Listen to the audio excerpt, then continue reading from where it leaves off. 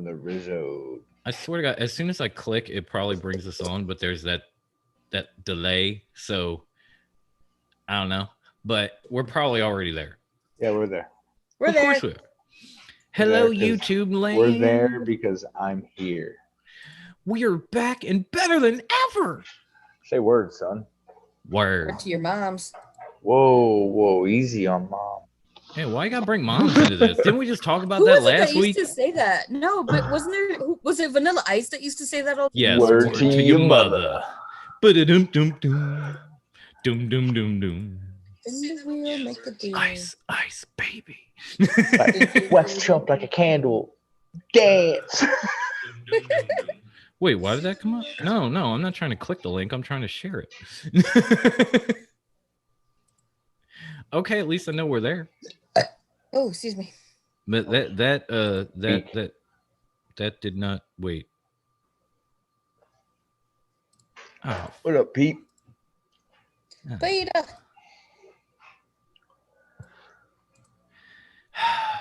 Peepers. Great. Fuck.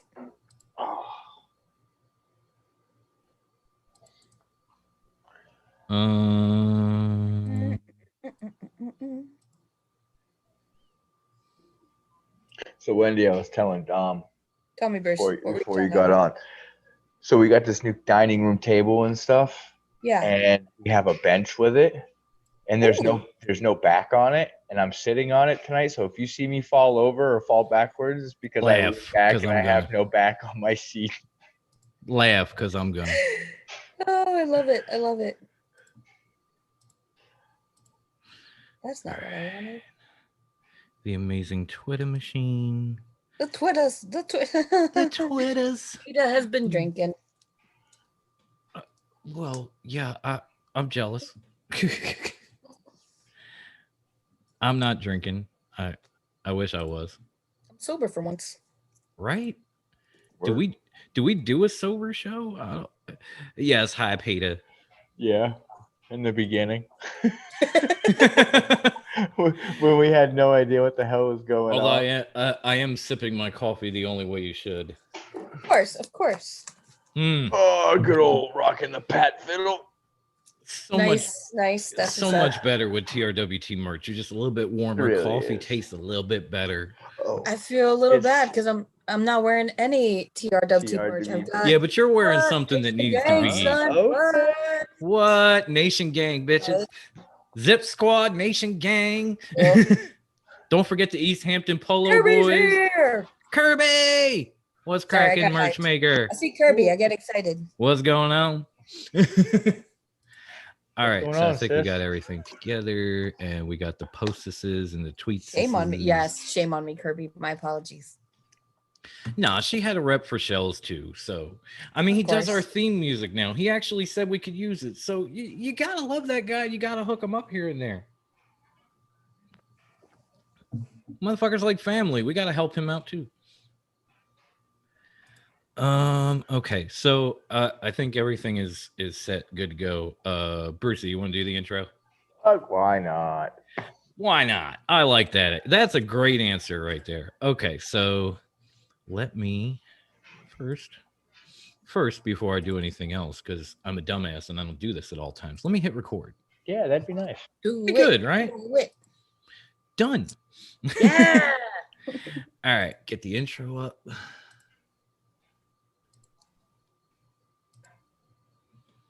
Word. I got that shirt. I want that shirt. Okay, so you guys can see it. We're all ready to go. We're recording. I sees it. All right, let's do this. Burberry scars, shirt and Perry on, living like a comet, moving amongst the stars. $100,000 sports cars, silk massage, menage a trois. Yes, I've been a boss. Burberry scars, shirt and Perry on, living like a comet, moving amongst the stars. $100,000 sports cars, silk massage, menage a trois. Yes, I've been a boss. You know, before I kick into everything, the whole taking the Balor AJ and Cole picture and then plopping our heads on. Credit. It was genius, right? Right. Right. Like You're it. welcome. All about it. All about it. I'm not saying all my ideas are gold, but every now and then I hit on one. So Platinum, my man. platinum. All right, ladies and gentlemen, boys and girls, welcome to year 2 of Top Rope Wrestling Talk. We're in year 2, season 2. We've been in season 2 now. Season 2 of TRWT. As always, New joining Year, same me. us. Yeah. Different season, same story. As always, joining us right down below. Down there. Right Underwear? there. Oh, under there. Is none other than the first lady of Top Rope Wrestling Talk, Miss Latina Heat herself, Grandma Wendy.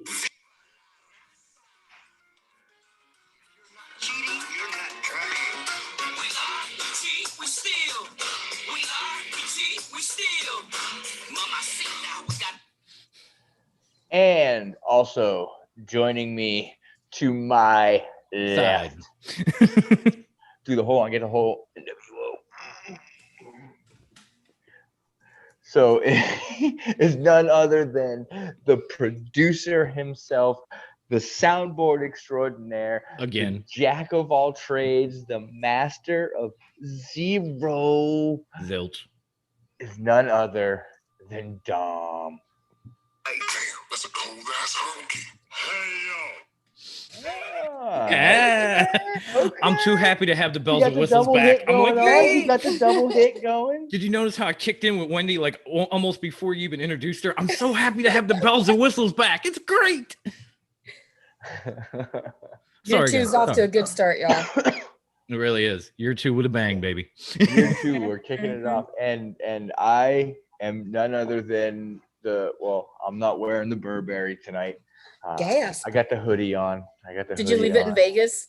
I did. Like he don't even know. He doesn't know what happened that night. The only reason why Max had his on his head like that is because I did it first. Of course. That's true. Go to the tape. And I'll let him know. it. I will cut the clip. The only go to the reason tape. I remembered that is because I saw the playback on Wednesday night. I had no idea what the fuck happened. But I do remember that. No one does. Watching the playback. It'll be a mystery forever. Oh, yes. And Sammy, I'm going to put my foot up your ass. Told you. No. And I am Blame it on the Everclear. Than that. There was a whole bunch of alcohol in that glass. Yes, there was. I'm the MJF Mark, the high class one, Bruce. Yes, I am. And he knows it. Yes, I do. See? Oh man, yes. Thank you to everyone who's showing up in the live stream again, joining our audience. We appreciate that so much. Hey Pia, hey Chris, Kirby, the whole gang. We're happy to see you once again. We're happy to be back. We're happy to be in year 2. We're happy to have all the high techness going again. Because this show is always high class, but last week it was low tech. So this is a lot better. So since we're back on task, Wendy. Yes. I think at this moment in time, we should let Dom have his glory, play the very first episode, and let's just get this shit out of the way so we can go on with the rest of the night. You're right. Just get it over with. Get it over with, Dom. Like a bandit. Rip that bitch off. Yeah. Are you sure? We wanted to do this Are you sure? Because yes, I've been waiting, and last week I think they sabotaged my shit just so I couldn't play this on the low. But I tried to take you back to year 1. You saw a little bit of a picture. If you were watching on YouTube, there was no audio. You saw the majestic beard. Well, I'm gonna give it to you one more time, but I'm gonna give you the full effect. This is a clip from episode 1, just a little over a year ago. There's Brucey in the majestic beard. There's me. That sweater is sitting right over here on the desk. I still wear it. I was so much slimmer. What happened? I'll tell you what happened. All that shit I eat on camera. Well, yeah, COVID happened too. So it's like, stay at home. What are you gonna do? Eat. We got a cameo by the Hobo Clown. Right. Again, shout out to the Hobo Clown. Happy belated birthday. We love you. Yes. Since they're letting me, let's run the clip, folks. The big debate on the page today. Dom is saying that MJF joined the Inner Circle, and there's 3 out of 4 of us that says Dom can kiss our ass because no.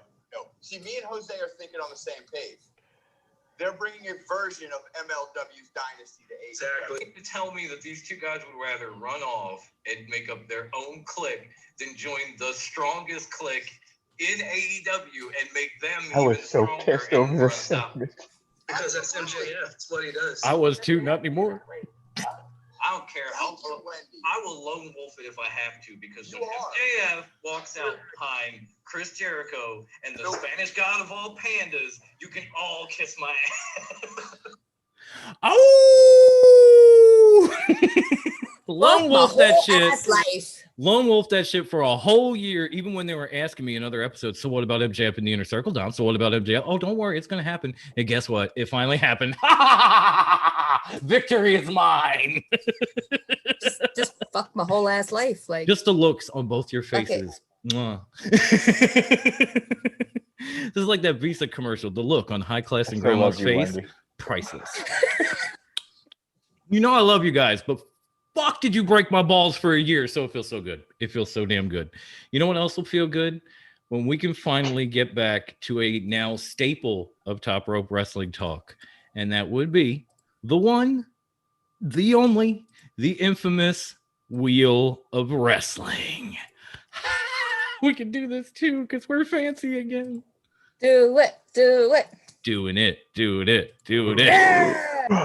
There it is, ladies and gentlemen, in all its glory. A slew of topics from all over the wrestling world. We're just going to spin this bitch and see what happens. Ready? Spin that bad boy. Spin in the you got to have 2 blues right next to each other. I don't know. They don't have but they have so many colors, and I had so many topics. They just doubled the color. It wouldn't let me change. Creative. I'm trying, homie. Magenta in there or something. You got to talk to the company, not me, man. Anywho. You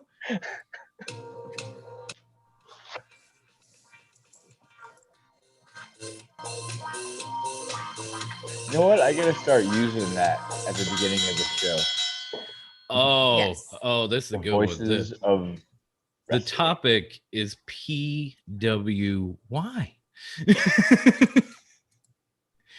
Because earlier this week, and I probably should have taken him off the wheel, and I didn't because I'm a schmuck. But earlier this week, sorry guys, Kadrian had added us on Twitter to let us know the PWI had released their top 10 tag teams of the year.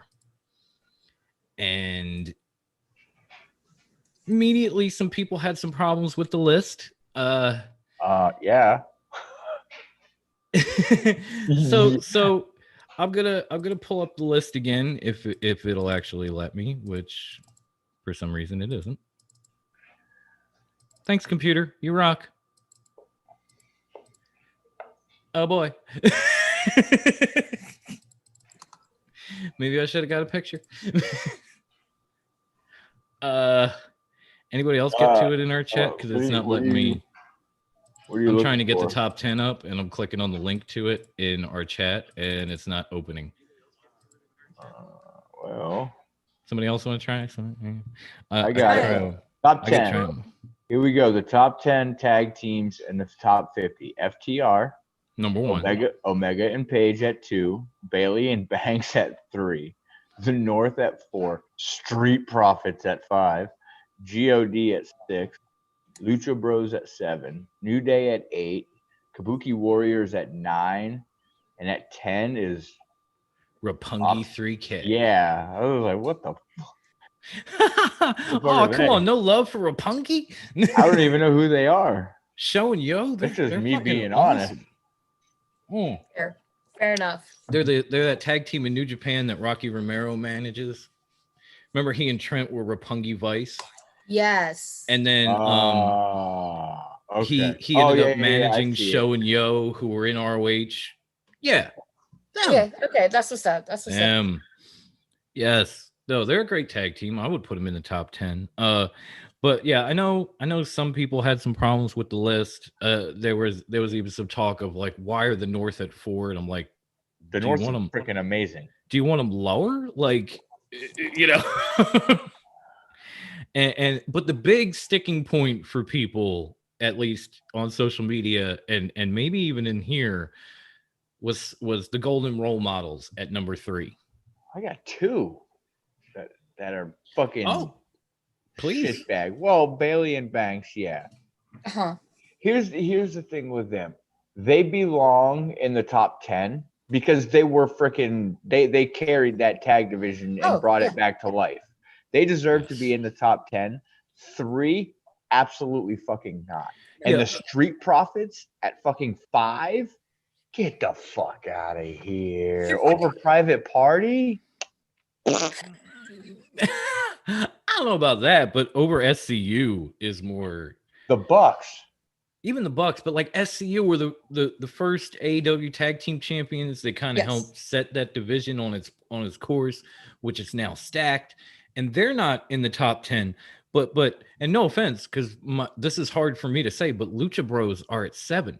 Like, wait. You know I love the Lucha Bros. You know I do. But they belong at number 7 when SCU doesn't make the top 10. And SCU beat the Lucha Bros to get to the tag team title. Scorpio Sky one shoe. Remember that shit? One shoe and jeans. Against the Lucha Bros. Yep. And they get number 7. Like, I love them. And I love that the list is kind of AEW heavy. It should be, considering that division. They have a great tag division. So can we just stop for a moment and actually look at this top 10? Because there's 1, 2, 3, 4, 5 teams out of that top 10 that are actually still together. Yeah. Because like Omega and Page broke up. Bailey and Banks broke up.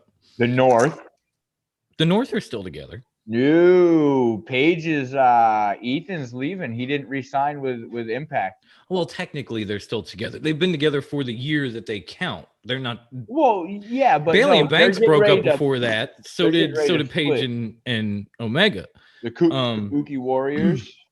Kabuki Warriors broke up. New Day split. They're not. It's not the New Day without Big E. It's still the New Day. They're still a tag team though.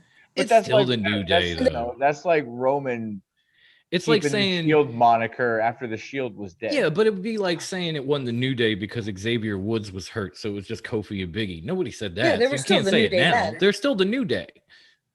So I get that. If anything, I wouldn't have put them in the top 10 because they spent half the year on the injury list, but not because they split them up. Because they're still a tag team. Mm-hmm. I mean, they're the Raw tag team champions. They were the SmackDown tag team champions. You know, like their match against the Profits is going to be insane. Finally, so I would say maybe not in the top 10 because of the fact that like Woods was injured most of the year. Kofi was injured for a good chunk. Mm-hmm. You know, but not because they broke up. Kabuki Warriors and Bailey and Banks kind of rebuilt that women's tag team division, which then got torn back down. But you can't take away from what they did, so I don't blame them. I don't blame anyone for putting them. I'm glad women are in the top 10. Can Wendy? I know you haven't really got to elaborate on this much, but I'm going to say this one last thing, and then it's all you. How come WWE has more tag teams in the top 10 than AEW or New Japan or Impact? If you look at this top 10, they've got Bailey and Banks, Street Profits, the New Day, and the Kabuki Warriors. If you look at most PWI lists, though, that seems to be a recurring pattern. You're not wrong. Not at all. Even with the women's list, it was WWE heavy. Yeah. And people like Thunder Rosa were dropped to 15 because of it. And it's like, no. Even like go through that whole year, Thunder Rosa dominated. Yes, she did. go back to our first episode, and I was telling people look out for Thunder Rosa, and a year later, she's already been NWA Women's Champion. She's been on AEW Primetime the whole night. She's been everywhere. She's done MMA matches. Like she's done it all. I don't want to jump the ship, but she's now getting into a feud with Dr. Britt Baker. I mean, she's a big fucking deal now. Whereas going into last year, you had started to hear about her, started to see her, didn't quite know what she was all about. And people like her and MJF who have been in wrestling for like 5 years, they're like fucking prodigies. They're better than most of the people doing it today. Like for 15 years, and they've been in it 5. The one cool thing that I did just realize out of the 3 PWIs that have come out, AEW has 2 out of the 3 number ones. That's true. True, very true. This is now like the 3rd number 1. Second. Oh, second. I'm sorry. I thought it was it's a good sign though. Like it gives hope that they will definitely be able to give WWE a run for their money, even though they're a young corporate or a young business. They're new promotion. Just diving into it a little more. If you don't, I'm sorry, Wendy. Yeah. Like with this list, you got FTR and then Page and Omega 1 and 2. On the singles list, you had Mox at 1 and Jericho at 3. So like they don't just have number 1, they have like a couple in the top 5. The top 5s, yeah. And this is after a year. So where are they going to be next year? Exactly. And it kind of gives hope that they'll be able to have some longevity far beyond what WCW had. And they'll be able to, at some point, not just weekly compete, but on all levels compete with the E. Because there's more to WWE than just the weekly shows. There's the pay-per-views, the merch, the video games, the action figures. There's a lot that goes into it. All right. So PETA is actually saying, what about Oney Lorcan and Danny Burch or Imperium? Philippe, what up, Slapnuts? Yeah, what's going on? Even PETA said, or the Rascals. Nothing against Imperium had a nice run last year. Lorcan and Burch just won the tag titles like 3 weeks ago. But they've been together for a good 2 years. Yeah, but they've done absolutely nothing until they won those titles. Like they've just been like, they had a nice match with Undisputed Era here, or they went back to 205 Live or NXT UK. They're finally getting a push as a tag team now, but it just started. So I can see why they didn't get why they got left off. The Rascals are good, but like top 10 good? No. Probably not. Probably not. No, I mean, who are you going to take off? The North? No way. He says Street Profits. I would think that the Street Profits are a better team, especially in the last year, than the Rascals. They certainly won more gold out of the top 10 anyways. I mean, think about it. In that year, the Street Profits were NXT tag champs, then Raw tag champs, now SmackDown tag champs. Yes. That's a golden fucking year. That puts you in the top 10. It should be probably top, I mean, what are they? Top 5. So I can't knock that pick. I can't. They didn't even win the SmackDown titles. They were like, I have to answer this for Chris. I really do. Well, it's not like there was much of a choice in that regard. We're here you go. Champs. What are we gonna do? We want to save this match for Survivor Series. So here you go. You take your belts and we'll take our belts and we'll bounce. Okay, bye. But the body of work that they've put out during this Rona time, and they've been not just like great in ring, but out of the ring too. They've been highly entertaining, and to be able to carry that energy without an audience or even with a digital audience, it takes a lot, and they've been able to pull it off. It does. You could say the same about the New Day because they've been very like animated and definitely. And usually they feed off of crowd energy and participation, and they don't have that. But they're still the same New Day they've always been, just not as healthy. Exactly. But they also had that really, really horrible cinematic match with the Viking Raiders. Yeah, that takes away a lot of points. But that's one match. It's one match in the. Why'd you have to remind me of that? Yeah, please. I'm trying to forget. Pure hell that I can never get I'm back. trying to forget and I want my money back. But that's one match in a year where they won every tag title in every show, on every show they had been on, at least once. If not, Raw was twice. So it's a big year for them regardless. And speaking of, Light doesn't belong in the top 10. Speaking of titles, Chris had asked, "Hey Dom, what makes you happier? Finally being right about MJF and the Inner Circle, or winning a group title?" Sorry, Brucey and Grandma. Finally being right, because I win a lot of titles, but this took a year. This was some build. Mouth Christian. This was that long-term storytelling. You know? And even he went on to say, like, how are the Kabuki Warriors even on the damn list? Because of Kari leaving. Long-term booking, long builds on TRWT. No, it was actually over a year. Like, it was like a year for the show, but it was over a year on AEW television. Yeah, but it was a year for the show. That's what I'm saying. We do some long-term story building on Top Rope. Long-term. Long but fruitful. That was WWE booking right there. But Chrissy wanted to know how are the Kabuki Warriors on the list? And again, they're on the list because they helped build up the women's tag division to a point where, go back to the last show with Devin, and we were all praising that division, and they were the women's tag champs. Then Sasha and Bailey kind of took Kyrie out of the picture and took the titles and sent Asuka off to her, her Raw championship run. I kind of took her off the table. I know, but according to WWE, you gotta go to stories. Banks took her out, or Bailey took her out, so Banks could win. Remember, it was that. Sure. It wasn't. Sure. We'll believe it. We gotta keep kayfabe alive. Nobody else is. We'll believe your whore lies. Not mine. They're Bruce Pritchard's, not mine. I'm sorry, I had to use it. How you gonna blame me for brother love, bruh? Had to.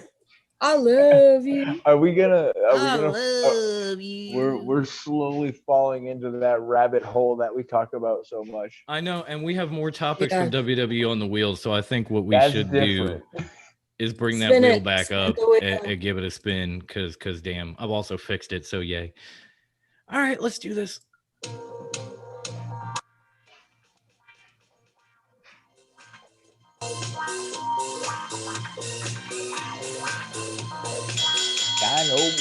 Dynamite!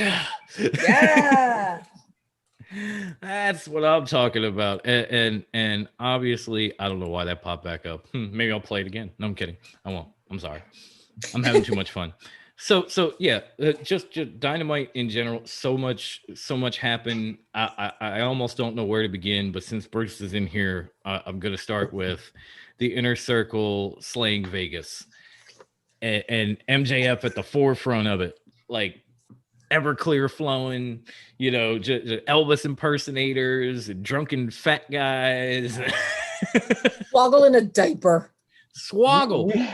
Swoggle is taking over the world, if you haven't noticed. I mean, it was a turning point. Then a few days later, he's on AEW television with the Inner Circle. The only thing that would have made that better is when they were leaving the hotel, if Ortiz had him in a baby thing on the front of him, walking out. Oh my God. That would have been yes. fucking amazing. Oh God, yes. That would have been the best. Why don't these go? TK, and let's not Cody. Let's not forget. The Spanish God is now the Spanish Mormon God because he has 3 wives. Not one, not 2, but 3. That's one of my favorite things about it. The 3 wives and Ortiz working out in the one sock and the tank top. The best. The bride. The best. So somebody's coked out. Cocaine's a hell of a drug, folks. That's it really is. Oh, I'm covering the logo. My bad. The Conan cameo. I got what you need. That was awesome. I love seeing K-Dog on that shit. It felt so good to see K-Dog back with LAX. I'm sorry, I know it's not them anymore, but it is, and it's real, and it's happening in front of me. I couldn't help myself. It was like, oh. But yeah, for all we know, it is. Sammy and the Three Wives, and then Jericho and MJF having the same steak conversation at the bar with alcohol until they get to Everclear, and I'm sure at that point, at least Grandma Wendy and I were like, no. Some of us in the group had flashbacks, and we're like, oh no, we really did. Not again. We had flashbacks of some bad days, and we were just like, we know what's coming. When he woke up with a bottle of gin, I was like, nope, that's the devil's water. Yep. That's the devil's holy water right there. Never again. You're gonna be dead. How about no? I'm letting you know that I'm right product tonight. I gotta say, I love, and I also loved Wardlow and Hager, like just grabbing random people, taking shots, and punching them, and looking at one another. I was like, I don't know if these two are gonna fight or if this is like a budding bromance. You know, like they're just gonna be they're just gonna be so macho and beating and just look at each other and be like, bro. Yeah. I wanted it to be. I want it to be a fight. I want it to be just two big old bulls just going at it. And then, of course, the morning after, where again, Santana, where you got Ortiz, and cocaine's a hell of a drug, and then you get MJF walking out, and Sammy's in the fountain, and MJF's talking shit. All night, kid. Sammy just goes, guys. At least I ain't soft. And you look at MJ, they show MJF's face, and it's just been, sorry, Brucey, but it's just been written all out, soft, dick, soft. Have you guys ever seen Metalocalypse? What? Yes. Have you ever seen the show Metalocalypse? I have. Ortiz working out reminded me of Dr. Roxo doing all that cocaine. Dead. So fucking dead. I will send that to you, Bruce, because you have to see this. It's funny, yo. It's fucking funny. Yes. But I was just watching it earlier. I mean, as far as I'm concerned, those whole ass segments, Sammy kind of stole between the Mormon Wives, the soft. When he got really wasted and looked at Max and goes, "You know, I really hate you." And Max and MJF's like, "No, you don't. No, I really hate you." I was like, "Good for you, Sammy." What about they're at the craps table? It was MJF and Santana, and he wins. And MJF's like, "Hey," and he's like, "Hey, I hate you," and he's like, "Hey, hey." When he had Santana blow on his dice, all I could think, don't blow on another man's dice. Frank Sinatra told us that a long time ago. Yes. Long before I was even born. Okay, you just don't. I'm not the only one. No. Oh no, not at all. And when he goes to hug Santana, and Santana's like, "No, we don't. Yeah. We don't do that." We don't do that here, my guy. we will definitely. We're gonna get to that. We're gonna get to that next, Chris. Don't worry about that one. We're gonna talk about Eddie Kingston and Pac, and we'll answer that question if we haven't already.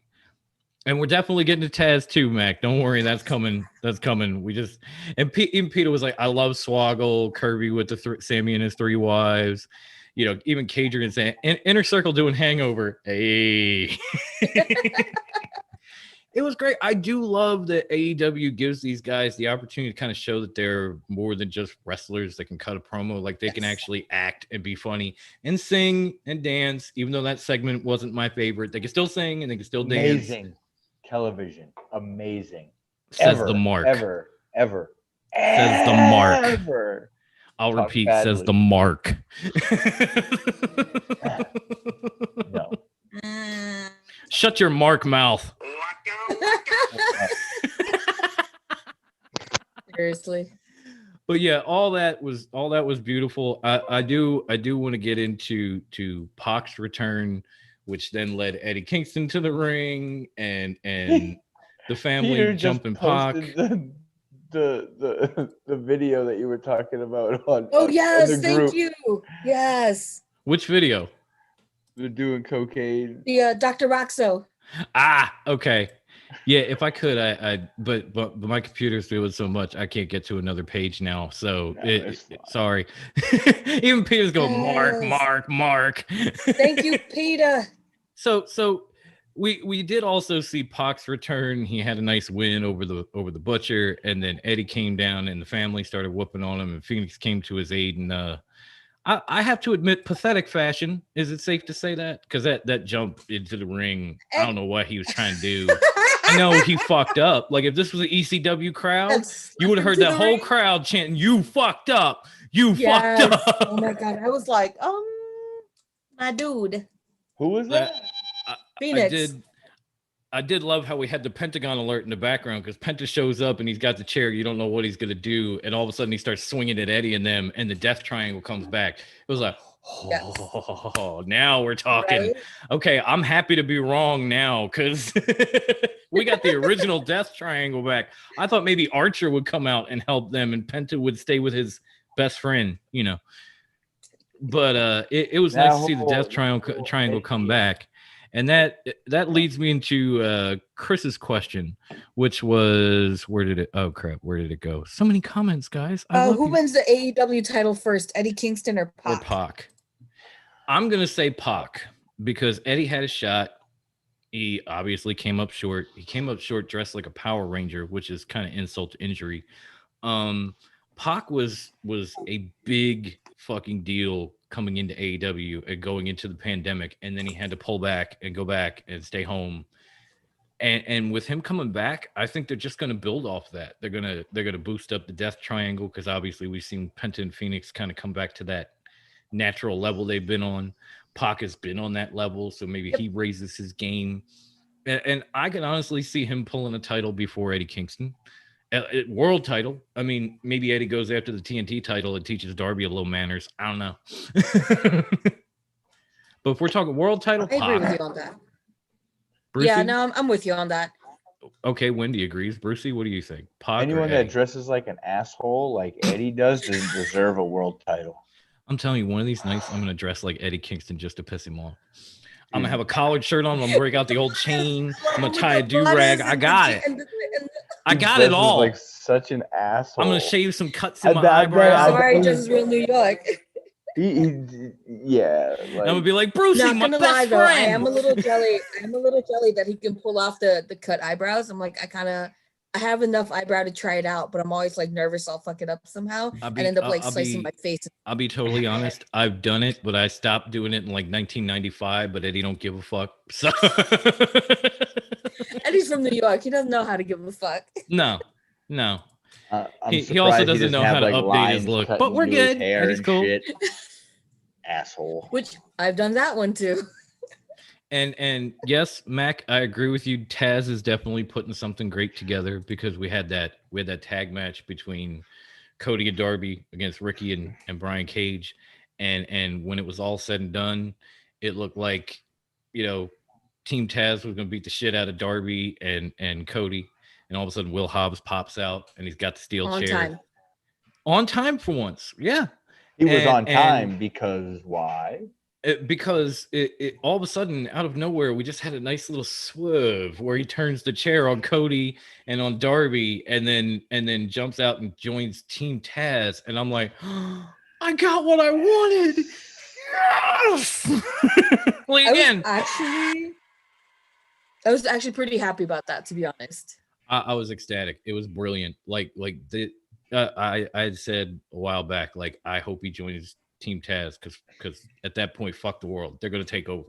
Like, they've got two of the biggest, baddest motherfuckers in AEW. You put those two together, you can't stop them. And that's exactly how that shit went down. Guys, two of the biggest guys and one of the prettiest. It's a great tag. It's a great team. It's a great team. We got the Twin Towers and Pretty Ricky. I still see trios titles coming.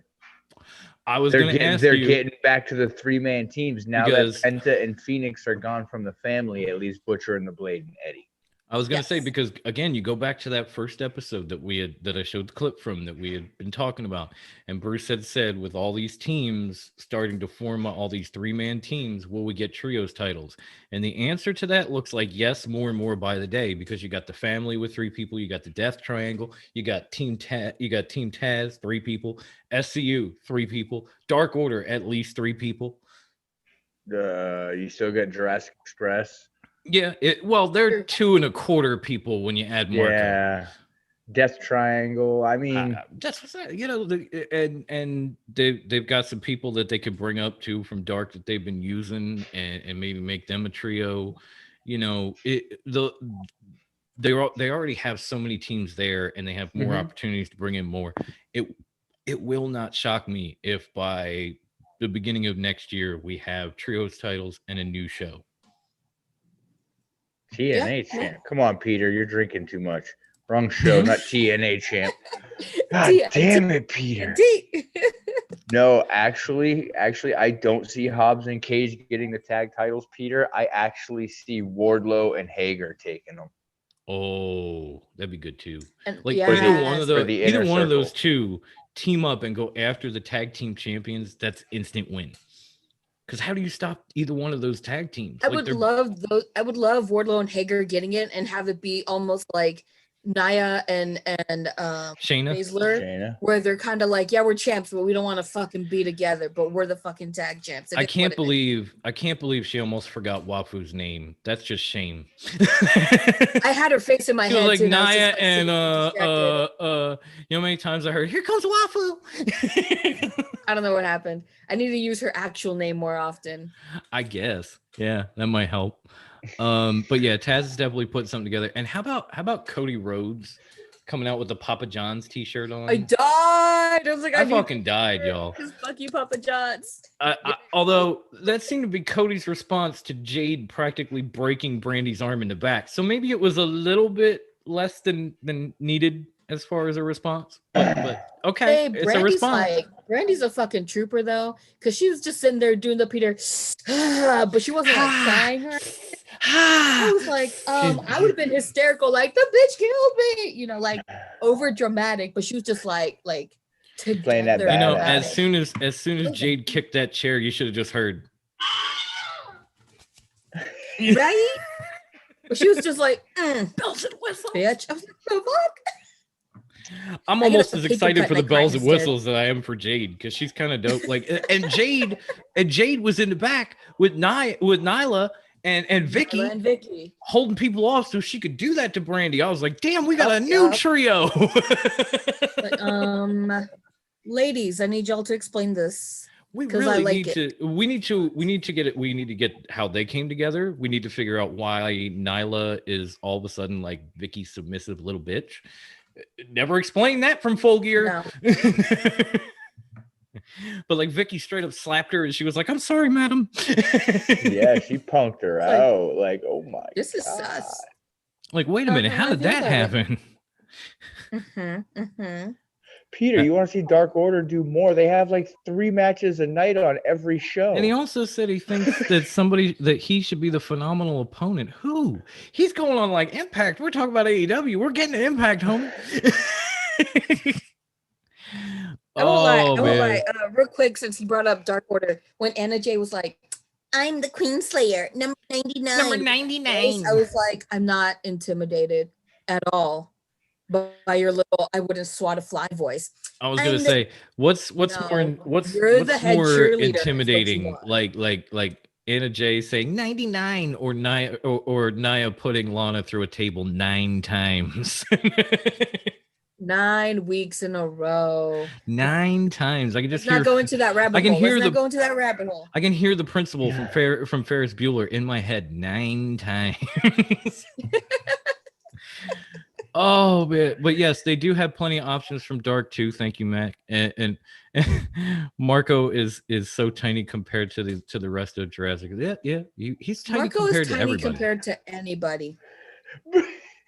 Brian, you're amazing.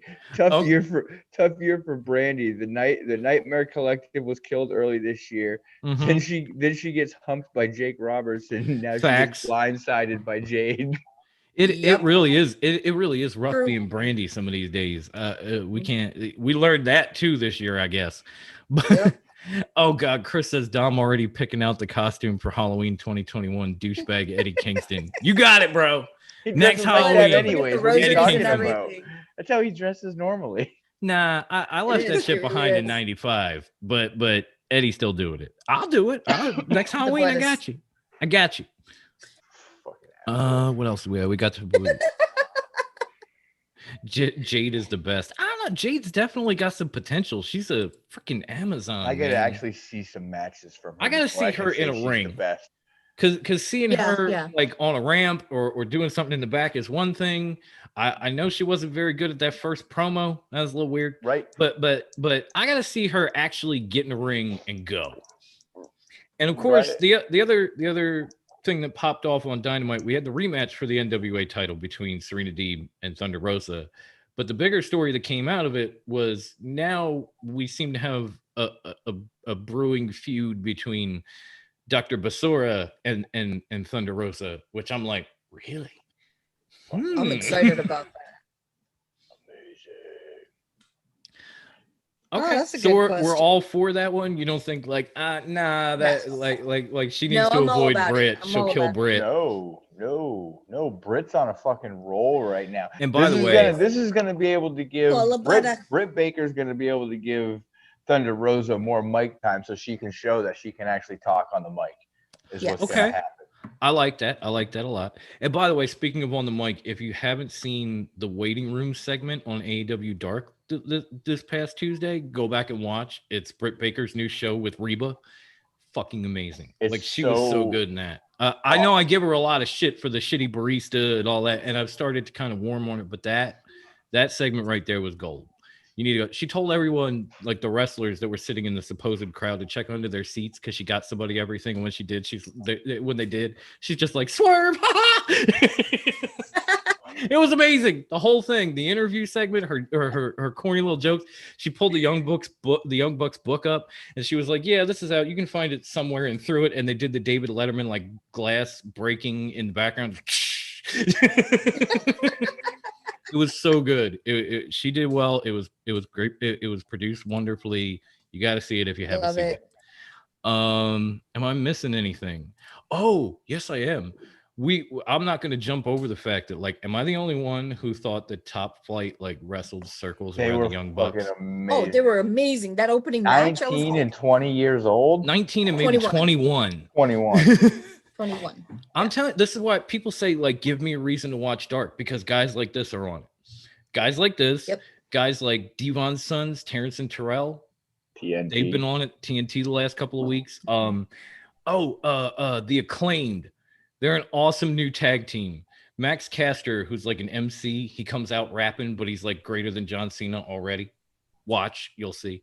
And Anthony Bowens, those guys are the fucking truth. Like, I could see them pulling Will Hobbs and eventually like jumping up to Dynamite. They're going to be damn good. So there's a lot of reasons, but Top Flight, it was definitely one of them. And they seriously gave the Young Bucks a run for their money and almost out wrestled them, to be brutally honest. Like, anything you could do, we could do better. What I appreciated most about that match is that it's two sets of brothers who have been wrestling together since childhood, essentially. So there was that coordination between all four and both teams. It's like they just knew what to do and how to work together. Very cohesive. I appreciate tag teams like that. I do too. And I appreciate Peter because he's backing me up. He's like, yes, do not sleep on Dark. TNT will definitely be stars, and I love the Acclaimed. Thank you. I appreciate you, Peter. Even Cager says Top Flight signed to a show-to-show deal with AEW, like not officially All Elite, but getting there. Yeah, they're gonna be signed. And even Mac, a 19-year-old in the ring with the Bucks, that was impressive. It really fucking was. Top Flight was amazing. I brought him up and just comment. I hit a sweet spot, y'all. Thank God I didn't forget about him before we moved on. But they were tremendous. I'm really looking forward to seeing if they actually do get a contract with AEW, where they go from there. I know AEW's tag team division is stacked, but like there is a place for Top Flight. Mm-hmm. Sorry, there just is. There's a place for them practically anywhere but NWA. There's no place for NWA right now. Well, that's very true. Well, there could be. We don't know yet. Tony keeps saying big things. Maybe we know what those big things are because we brought them up. Don't sleep on us. No, I want to do an all tag team show or an all woman show. That would be cool too. That would definitely be cool. So, did we miss anything from AEW? Are we able to move on now? Spin this wheel. Yeah, let's do it. I think we can definitely spin the wheel. All right, cool. Let me cue that bitch up. And yeah, Dynamite was a fantastic show. And Omega laying out Moxley. That was fucking awesome too. We don't know what happened. Did he know? We know. We are the Top Rope Detective Agency. We have cracked almost every case. We know. I think it was Hangman. It was Omega. I wouldn't be surprised. Either way, I wouldn't be surprised. Also, can we real quick? I love how real low key fucking Jon Moxley was like, jibbity, jibbity, jibbity. I got a pregnant wife at home. Jibbity, jibbity. Yeah. Skip right over it. Now that I have a pregnant wife at home, I'm reminded of something my dad said when he picked me up from jail. I was like, whoa, that is not how you announce that you're having a baby. I need you to rewind this real quick, Mr. Like, yo, I was in jail, but I'm having a baby, by the way. So when I was in jail, like, whoa. We'll get back to that jail story, but tell me about this kid. Yeah. So Renee actually, like, she tweeted something out where instead of texting John, she texted Bailey first. I died. I was like, oh, it's too funny. Like she meant to text John, but she accidentally texted Bailey. I could see that. Maybe she's got like in her contacts it says like boo boo Bailey, and she accidentally hit Bailey instead of boo boo. Or she could have Bailey under like her legal name instead. Okay, true. Because I've come dangerously close to tweeting one or texting one person instead of another. Then I was like, ooh, no, just because y'all have a J-O at the beginning doesn't mean right person. Mm-hmm. Okay, fair enough. All right, now I think it's time to spin the wheel. I think now's a good time. Let's go. Spin that wheel. Yay, it's working. All right, let's do this. Funky. I'm loving this wheel song.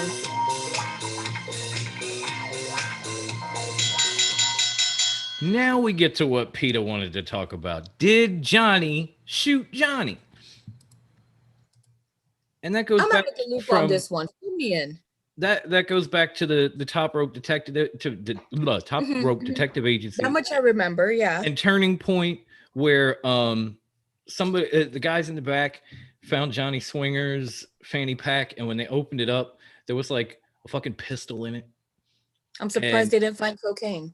Yeah, me too. That's what I thought. Like cocaine, itch cream, that kind of. But they found a fucking loaded gun, and then skip ahead to Tuesday on Impact, and somebody brought the Deaners brought it to Tommy Dreamer, and Dreamer is questioning Johnny Swinger, and he says, "I need you to take the stuff out of your fanny pack," and he even says, "I got the whole pharmacy in here, buddy. What do you need?" That kind of shit, and eventually he pulls like a Pillman and pulls a loaded pistol from the fanny pack, and Tommy says, "Oh, you're the one that did it. Next week, wrestling court is back in session, and you're on trial." I was like, "Ooh." So Swinger. The question is, did Johnny Swinger actually shoot Johnny Bravo? Why? That exactly. Why? Why would he do it? Did they even have a storyline going? I mean, he was at the wedding, and I think he was in Wrestle House. I can't remember. It's been a while. Yeah, he was. They've been, in close proximity, but they don't really have an angle together. It just so happens they found a gun in his fanny pack, and he says he keeps it, to keep the Rizats off him. But okay. Right. At least at this point, it looks like Jessica Havoc's in the clear. I was like, whew. But it again, if we got to go back to the Top Rope Detective Agency, I got to put my sleuth hat on and all that. I'm gonna say somebody either planted this shit or is framing Johnny knowing that he had a gun in his fanny pack. I don't know what reason, as Bruce had said, why he would shoot Johnny. I still think it was Rosemary.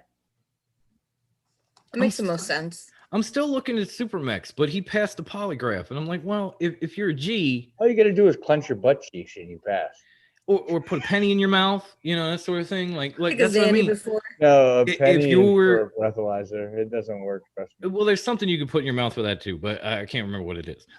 Shut up, Wendy. I already know where you're gonna go with this. I can feel I can just feel the bag of what's coming, and we're gonna know. But heap of them. Yes, exactly. But the thing about we all know Supermax is a goddamn G. And if you're a G, you can pass a polygraph test. They practically train you how to do that if you're in a gang. So that doesn't really rule him out. I don't think Johnny did it. I'm wondering if like the people that are actually watching us and chatting along think Johnny actually did it. And I'm looking and I'm seeing Hi, Little Hand. What? Morgan was waving while you were reading and nobody saw him. Oh, hey Morgan. I'm sorry, little demon. I love you, dude. He's gone. He's in bed. I just saw a little hand waving. Oh, I'm so mad I missed Morgan. Man.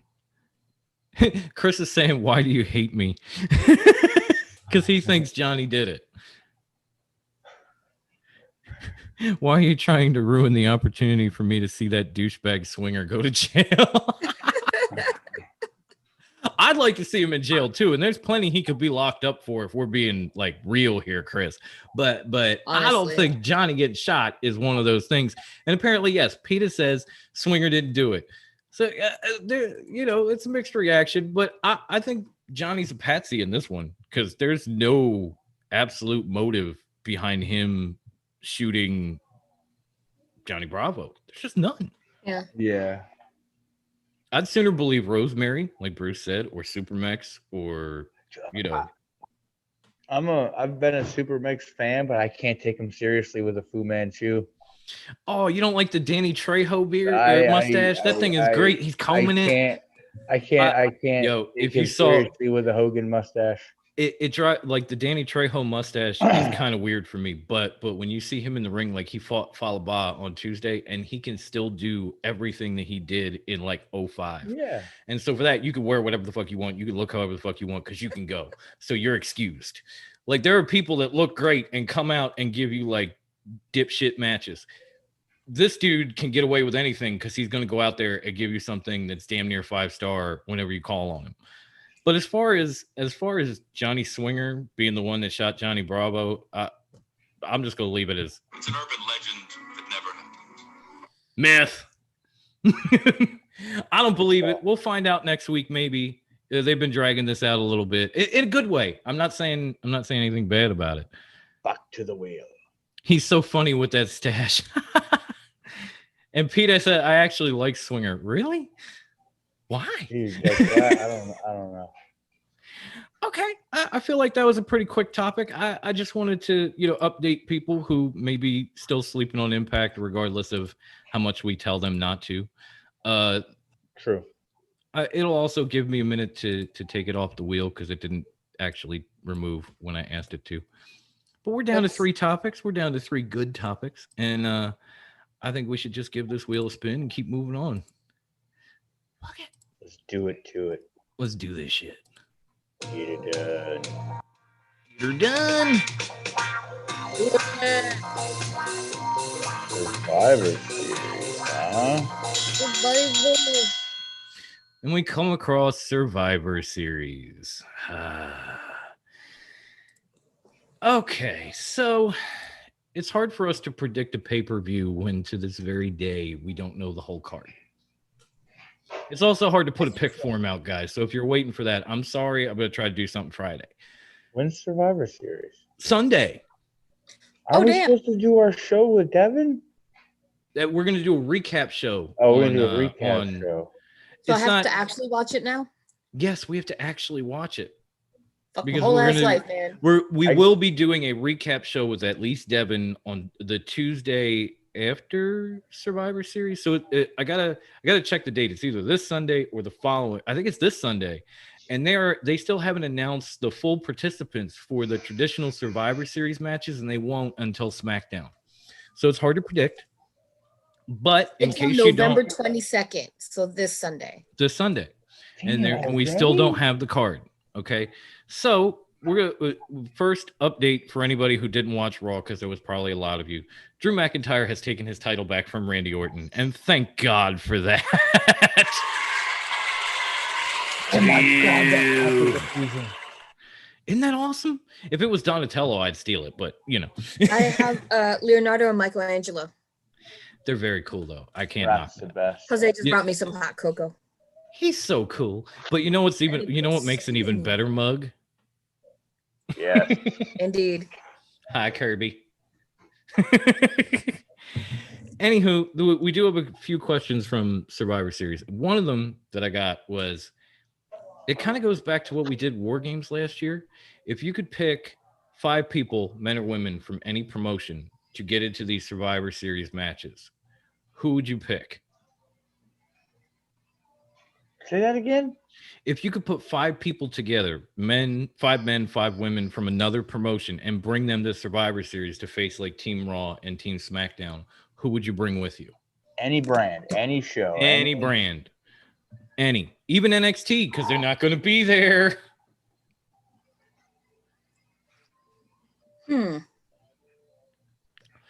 I mean, I'll be honest. If I had to get into the women's, I'd probably go to the Knockouts division and take like Havoc. I'd probably take Havoc and Nevaeh, the Virtuosa.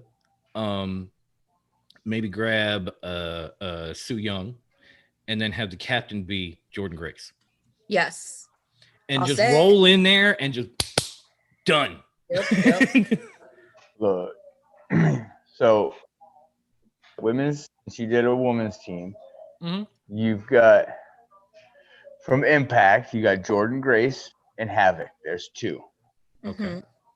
From AEW, you got Hikaru Shida. Ooh. Oh, you're intermixing. Okay.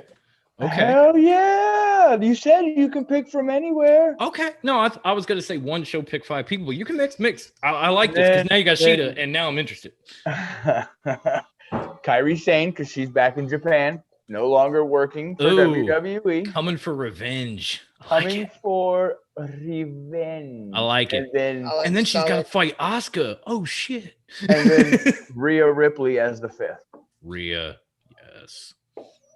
yes. Damn, beat that team, bitches.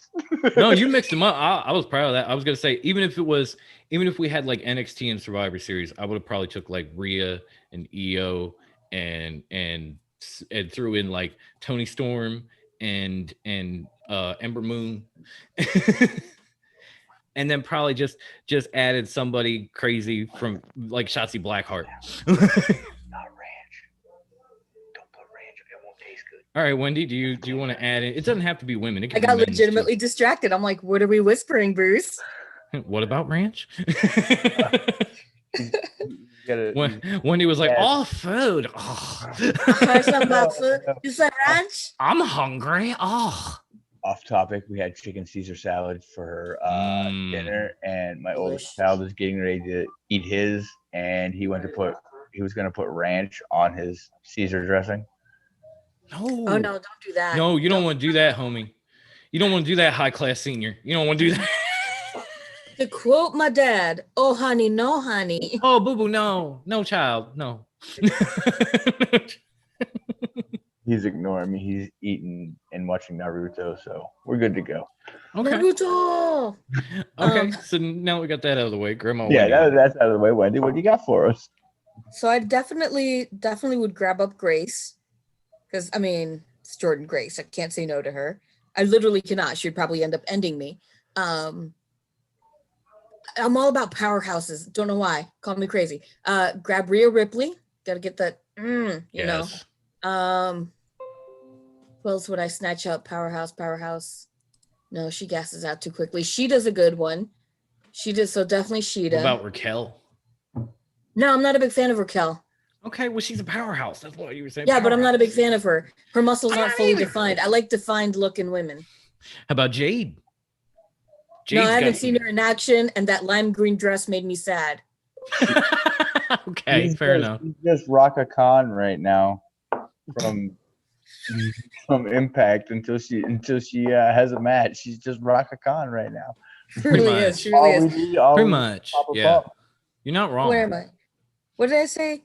Ripley, you said Grace, Jordynne, Rhea, and Shida. I just had a thought. It was right there. Come back to me. Thunder Rosa's definitely in because it's Thunder Rosa. And Camille. Yeah. I'd bring Camille back. But girl, I know you were selling real estate, but let's take a break from the real estate for a moment. Come on right, in. we need you. Come with us. And then help me buy a house. And as far as like men go, if you had to put a team together to take on these two that we know of, I would want to go as big as I could because you got Braun and Keith Lee and Sheamus and all that. True. So give me, first of all, I'm going to MLW and I'm plucking their champs. I want Hammerstone and Fatu. Yes. That's 1 and 2. Okay. Agreed. Then maybe hit AEW and take Cage and Hobbs. And while I'm at it, I'm taking Ricky Starks too. Fuck it. Team Taz with the champs. We're shutting shit down. You're done. Could you imagine like those 4 huge dudes looking across the ring at like Braun and AJ and then See, I'm gonna go more of a heel route here, not all size. More heel. Obviously, the captain is none other than MJF. Of course. And then MJF.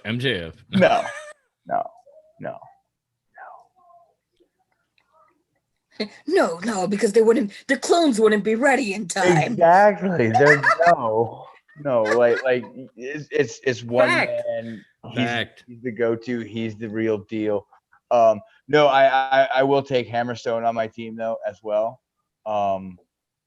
Then from NXT, I would have to grab Devin. This is for you, Adam Cole. Baby. And then from AEW, back to AEW. And I would take Hangman Adam Page. Okay. And then I'd go all the way across the pond to Japan and grab Okada-san. Yes. I would just start picking from the Bullet Club if I went to Japan. It would just be like, okay, God, bad luck. You come with me, Jay. You know? Because the Bullet Club has enough to put a 5-man team together that's going to destroy them all. They are. I like the team that Brian came up with: MJF, Hobbs, Luchasaurus, and the Lucha Bros. That's a pretty dope team right there. And Kirby says Brody Lee, Cody Rhodes, Luchasaurus, Orange Cassidy, and Kenny Omega. I like it. I don't know if they get along very well, but I like it. I like that you guys are being so interactive tonight. I'm not used to the comments flying by. And we love you too, Felipe. By the way, I see your comment. I'm also glad that Boring Orton is out of power and we're going to get Reigns versus Drew. That's kind of cool. Especially when you go back to like last year and Roman was the big baby face and Drew was the hired gun of Shane McMahon. And now you come in this year to Survivor Series and Drew is like maybe the biggest baby face in WWE and Roman is like this just shit ass heel. You're like, wow, what a difference a year makes. Heel, yeah. Right. Like shit ass heel. A shit ass heel, yeah. The head of the Samoan mafia. I can't. I want Roman to be heel and I'm falling down the rabbit hole. God damn it, but I'm gonna keep going. We're talking Survivor Series, bro. True. I've said it numerous times. The only way he's gonna get over is by turning heel, and he is better as a heel. I will give him that much credit. But I'm gonna be that shitty wrestling fan right now. Oh no, it's not how I wanted him to turn heel, so I'm not that big of a fan of it because he's kind of taken Brock Lesnar's stick with Paul Heyman. I did want him to turn heel and I wanted him to bring the Usos and start a family thing. I did not want him to make the Usos his bitch. That kind of ground my gears just ever so slightly, but I do like Roman better as a heel. I do like that he's actually worked on his promos a little bit. I wish he would have stopped whitening his teeth a little. Outside of that, I can't really knock it. He's done a decent job. And I definitely enjoy him more now than I ever did, ever. I'm not saying I enjoy him that much. I'm just saying I actually do. Oh, another team from PETA. Let's see what he said. Cage, Nick Aldis, Orange Cassidy, and Hangman and Davey Boy Smith Jr. Wow. That's dope. I was waiting for him to give us like an NXT UK team because he's all about that shit. So. But okay, Brian. But okay, PETA. Good team. I would say put a team with Walter, but we already saw what happened there. So, Felipe, I would definitely, if COVID never happened, I don't think Roman would be heel right now. I don't think so either. That's great. He'll be that baby face that they push to the friggin' moon. I gotta be honest, Felipe. It's a wonderful question. It could go either way, but I'm kind of with Bruce on this one. I don't think they would have done it had it not been for COVID. I'm amazed they don't have him as a baby face because they can pump in people cheering for him. Whereas back with live crowds, that was not happening. You know what's going to be funny is once live crowds come back, they're going to be cheering for Roman. For Roman. And Vince McMahon is going to be in the back so mad. Just, God damn it! Confused by everything. What is even happening? What is even going on here? This is not shit. He's gonna be babyface. We gotta get him over as a. He was supposed to be an attraction.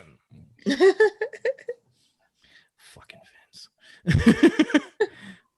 Okay. I think I figured out my team real quick. Okay. Go, Wendy, please. So I bring in the king of promos, Eli Drake. Yes. Oh. Yes, right? I like this already. Oh no. I'm Wardlow like, I wish Muscle. I'd pop. Ooh, go on. Ken Shamrock, because even though he's old enough to be my pops, he's still he can still go. Yes. I know. Sami Callihan. Yes. And wild card. Are you guys ready for this wild card? Yeah. Oh no, straight out of the hardcore scene, Shlak. Ooh. And if you don't know, look him up, boys and girls. Look him up. I want to. Look him up. You just hit my hardcore wrestling boner with that one. I like that. I'm gonna need a cigarette and a nap, so I gotta go. But thank you. That was a good one. I do like that one. I do. That's pretty dope. Wild card. Okay, Brian has a question. Why are so many wrestlers so much better as heels than babyface? Like Hogan, Eddie, Bret. Go for it. When you're a heel, you don't have to play by the rules. Right. That's all it really is. When you're a heel, you can do and say whatever the Heels are allowed so much more freedom, than faces are, because heels can say and think up whatever the fuck they want to piss off a crowd, where baby faces are always the same kind of thing, like, oh, do you want to see a crowd? Yay! Playing to the crowd. I mean, look at Eddie. Look at Eddie. Eddie comes out and everyone's like, Eddie. He's like, shut up, I know my fucking name. And we loved him. And we ate it right up like a party box from Taco Bell. Just give me that shit. But when a face comes out and they start chanting his name, Cody, he's just like basking it. Thanks, you guys. Thanks. Yeah. We're like, I'll be with you guys forever. Yay! It's always the same type of promo when you're a face. There are only a few people who actually took the face role and changed it and made it different, like Stone Cold, like The Rock, even Taker at a point.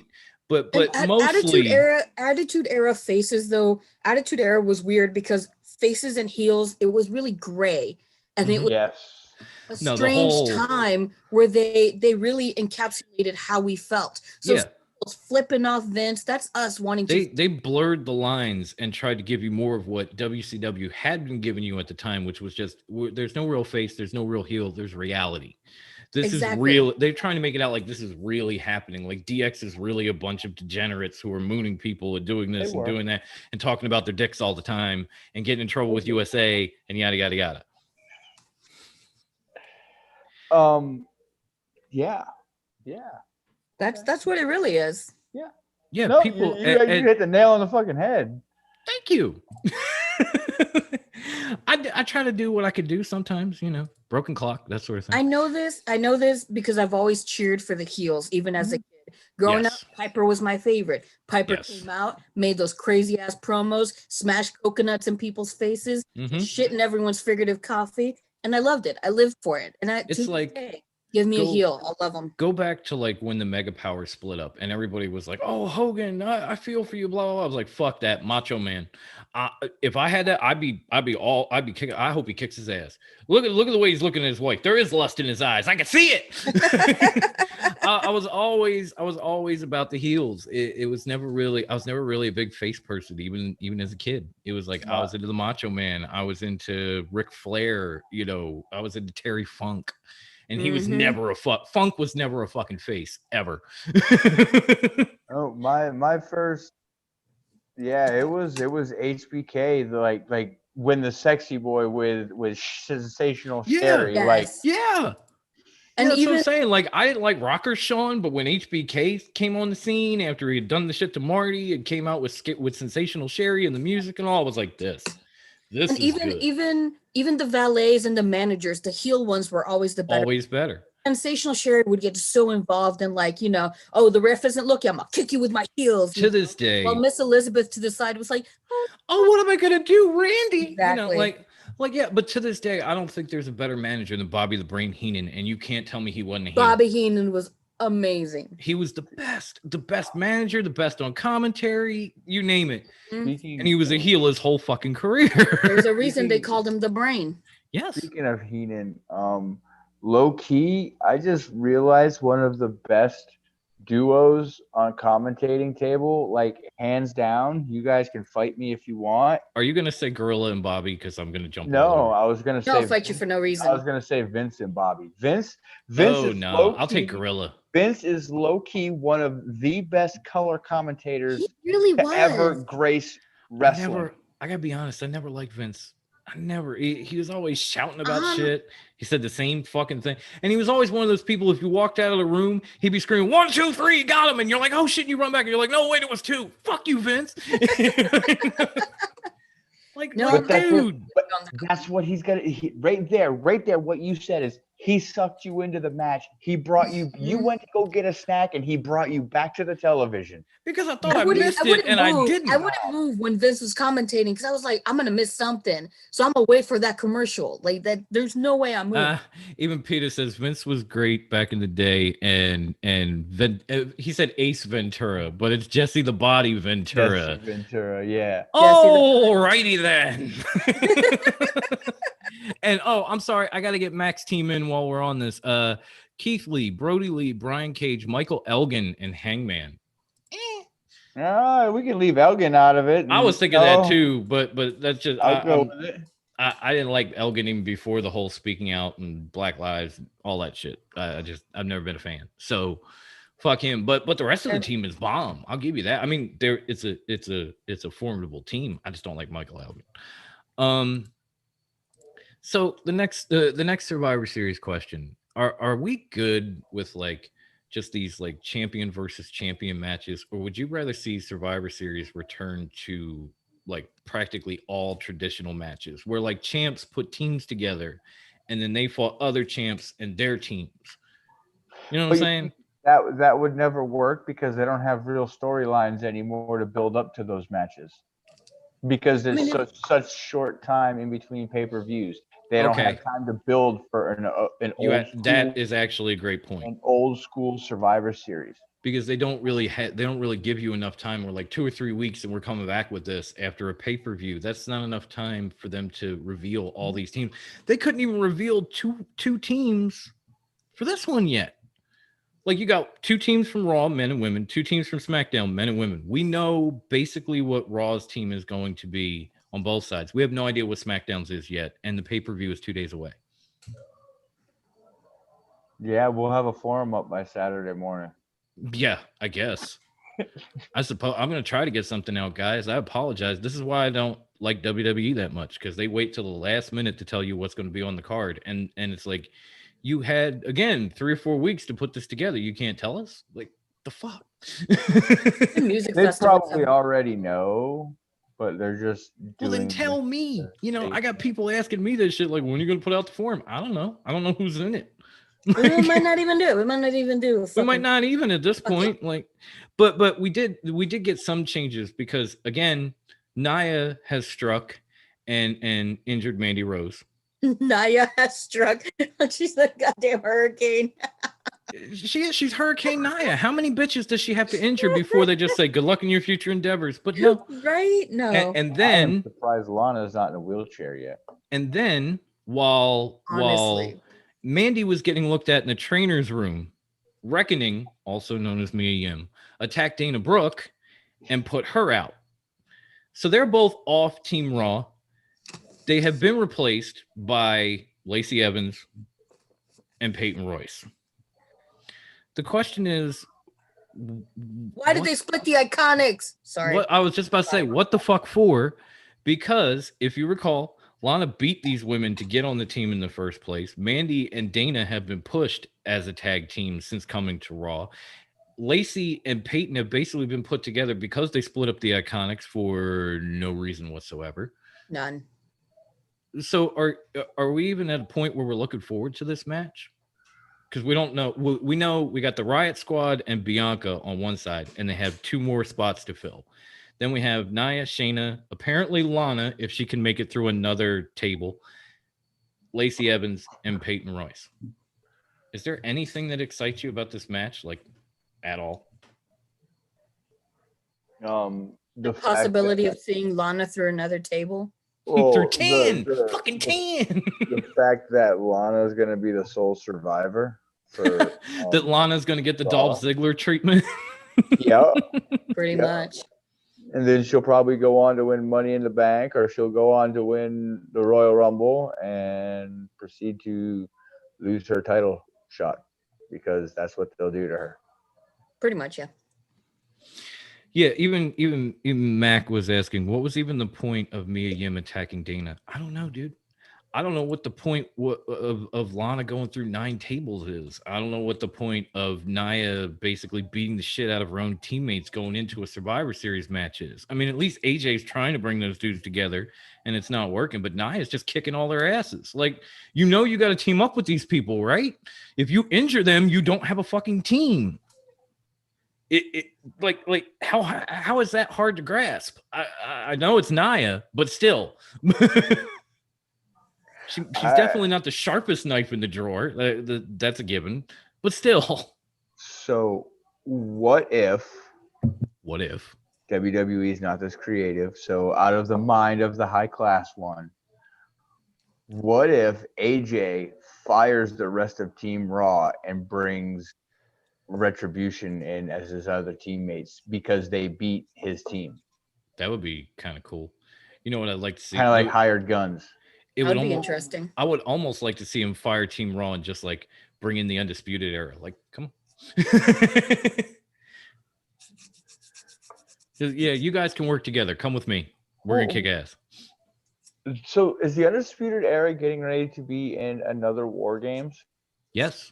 They actually got back together. They actually popped back out on NXT last night. Like, Finn was supposed to give that big update, and then Pom Blanco and his loaves, his slices, whatever you want to call them. Awesome. Like, they all showed up, and they were going to jump Finn, and then all of a sudden the lights went out, and you heard "bong," shock the system, and I'm like, oh. Like, the rest of the show, like, Rhea and Io was okay. The rest of the show was kind of whack. But that moment when they all came back and rushed the ring and started beating the shit out of Pat and his boys, I was like, yeah. So now they're going to be in a War Games match, basically. Undisputed Era versus Pom Blanco and his slices. If my memory serves me correctly, the whitest team ever. Slices? I knew she'd like that. If my memory I actually practiced Pom Blanco. Did I get it right? I'm proud of you. You did good. Gold star, okay. Mijo. Gold star. Yes. If my memory serves me correctly, Adam Cole has been in every War Games. In NXT, yes. Yes, he has. Mm-hmm. And he's going to be again. And it's going to be great. That looks not very pleasant, Wendy. That looked like a disaster, yeah. I was trying to eat a marshmallow, and then it all just like got stuck weird. It didn't look like a marshmallow. It was a marshmallow. I was going to say, it looked like she should have swallowed. Wait, why am I doing that? Sorry. Right? It's all the nipples are back. Marshmallow, and it got all gumpy. All right, so like a piece of poo. Sadly, at least for the moment, we've covered all there is to cover about Survivor Series, basically, because we know it's champs versus champs. Like, I'm looking forward to New Day and Street Profits. Outside of that, like, if Lashley and Sami Zayn doesn't end in 8 seconds, I'll probably die of shock. And that's gonna be a dirty heel win. I feel like Forrest Gump. Yeah. I feel like Forrest Gump right now, and that's all I have to say about that. Sammy's gonna have him arrested. You know, like we're just let's just get this wheel back up and move on, because bleh. Yeah. Because total just like meh at this point. Yep. but we had to talk about it a little. We talked. Next.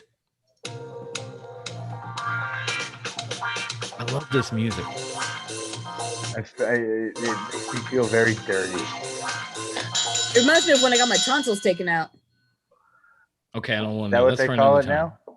No, when I went to get my tonsils taken out, oh my God. Hold up. I had to give him one. He earned it. Oh man. Whew. That story is going to come at another time, maybe on a Drunk Upon a Time. But for now, the topic is that escalated quickly.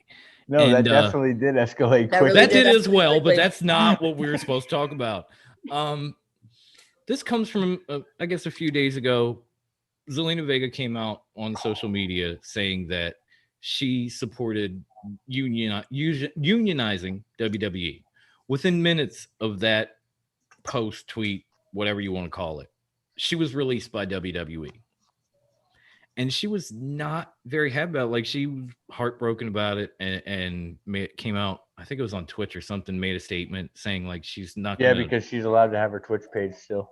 Because she's not in WWE, so now she can have the Twitch all she wants, yes. But came out and said she's never gonna, stop fighting for, the benefits that people like her deserve, and she's gonna go someplace where, maybe one day this will happen, and yada yada yada. And from there, immediately after that, we had Mike Bennett, and yeah, LAX. Can they come back again? That's an Impact thing. AEW. Okay, I thought you were going sorry. No. Yeah, she can pull them two back out away from the inner circle and make them what? True. Yep. But that of course led to what had Brucey just enthralled before the show, which was the bevy of tweets sent out by Mike Bennett. Oh my God, I was like engulfed in these tweets. Okay, share with the crowd what if they don't know like the gist of what Mike Bennett was talking about immediately following this release. So because he was going in. Like he and Maria have talked about this before. They didn't really need a reason, but with Zelina being cut for this, it really fired this man up. So let's just. I'm gonna say this to you like you're a 5-year-old. Go for it. You guys like it's a 5-year-old. He basically said Vince McMahon is a piece of shit. Mm-hmm. Yeah, is pretty much what he said. He goes on to say again that no, he didn't pay for my rehab. Talking about how he left his wrestlers hostage in Saudi Arabia. Yep. Mm-hmm. What else we got in here? All kind of like he won't give them benefits. He won't pay for their travel, their hotels. But then he gets mad. That was Maria that said all that. Well, yeah, and he said it, but then but then Vince gets mad when people are going to third-party things like Twitch or whatever to make their money so that they can afford to travel and get taken care of and keep up with the grind that was, at least before pandemic, the WWE schedule, which he knows all about because he was in it. This is the tweet that Mike sent out that really got me and was like, dude, this is fucked up. I bet you this is what I'm thinking of. This is such a bigger issue than WWE. Billionaires have made huge profits during this pandemic. Mm-hmm. While millions are unemployed, WWE didn't have to fire a single person. Not a one. But they did in the middle of the biggest health crisis in our time, all because of greed. Mm-hmm. And if you think about it and you go back to, their reported numbers, Mike Bennett is absolutely right, because they let all those people go. And then all of a sudden the quarterly report, and they've made $38 million more than they projected to, just because they didn't have to travel. They didn't have to give all these house shows production budget. They're talking about getting rid of house shows altogether. No, they're done. They're done. Oh, they're officially done. I'm sorry. I saw the rumors. If you look at their stocks during that time period between March and now, like, it's actually gone up. And that time when they cut all those people out, their stocks went up. They didn't have to fire anybody. So when you look at that kind of stuff and then you read what Mike Bennett said, you just think to yourself, you're not fucking wrong. No. Like I can't, I'm not trying to shit on WWE, but at the same time, I'm not going to sit here and try to blow smoke up your ass and say, "Oh, Mike's wrong." WWE, they're doing everything they can. No, Mike's right. WWE gets away with a lot of shit because they're WWE, because they're the top of the food chain. So they can treat you however they feel like treating you. If they want to basically run a company based on fear, like Bennett had said in one of those tweets, that's what he did. That's what they're going to do. If they're going to cut people for the sake of greed and make $38 million more in a quarter than they were scheduled to actually make, that's what they're going to do. It doesn't have to be done, but they can do it. And they can do it because they're WWE. Chris, damn it, Bruce let other companies have wrestlers. I was talking about because you said, every time somebody comes up, Brucey says AEW. We've learned that over the last year or two. Not so much anymore. I've kind of so much. Learn to keep that inside. I don't know about that. I think you're giving Bruce too much credit. He's still pretty big on AEW. Like everybody, AEW. Marty Scurll, AEW. Brian Cage, AEW. Zelina Vega, AEW. I just like AEW so much better. I could tell. Why don't you marry it while you're at it? Listen, if it would get me Tony Khan money, okay. Hey, no, but at the same time, hats off to you, Brucey, because, that's your thing. And 9 times out of 10, I'm with you. So I can't really blame, but I try to hold it in a little better than you do. That's the difference. What's the point of holding it in? It doesn't make for an interesting show. No, because I try to think outside, like, okay, like, would EC3 work out in AEW? Probably not. Yeah. Yes, he would.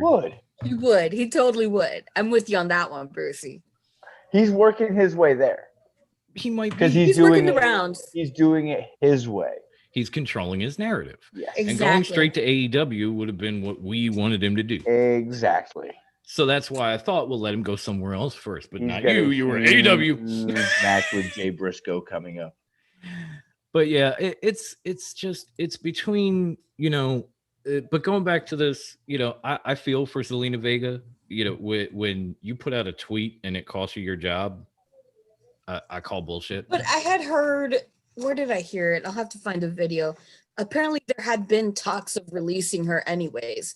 And so like shortly, either before or after she put out that tweet, I think it was like shortly before, there had been the meeting of like, okay, the best of luck in your future endeavors meeting. And then she put that out. And then WWE was like, well, we'll make the announcement. But the timing of it all was just really bad. It didn't really feel like they were planning to release her when they were just putting her in ring and getting her in title matches and that sort of thing. Well, it's not the first time they do something like that, True, but usually they do that to entice you to stay, like with Drew Gulak. Like we hadn't seen him in forever, and then all of a sudden, you're going to be on SmackDown, and you're going to be coaching Daniel Bryan. You're going to be doing this and that and the other. And he was about to leave, and then he thought, oh, wait, I'm on WWE TV. Okay, I'll sign the contract. And as soon as he did, gone. Back to the 24/7 title, Drew. Or maybe with Zelina Vega, they figured try as hard as we may, like this one's not getting anywhere. So why are we keeping her? True. It could be, but it didn't feel right. And when you look at the numbers and you look at what other people who have left, WWE or even some that are still kind of there have said, it just seems a little bit weird. It doesn't seem to add up. And the timing on this one fucking sucked, even if you were planning. So, it's when it comes to WWE, either you're gonna, give these people some benefits, pay for their travel, or you're gonna let them go out and make the money to cover those sort of expenses. You can't do both. You can't just say, I'm not paying for this, and you can't make the money for this, or I'll let you go. You can't just you can, but then it makes you look like the evil cocksuckers people probably think you are. All I know is I can't wait for live crowds to come so Ryback can come back to the ring. That was what Chris wanted us to talk about. And we're going to give Grandma Wendy the floor because immediately after, Mike Bennett was not the only one. Ryback came out saying that like this happens all the time. We need to boycott WWE and this and that and the other. And now that I've said that as fast as I could, Grandma Wendy, her Chris, I had to bring up Ryback. Please. No, I was going to do it anyway. give us your thoughts on Ryback and his tweets.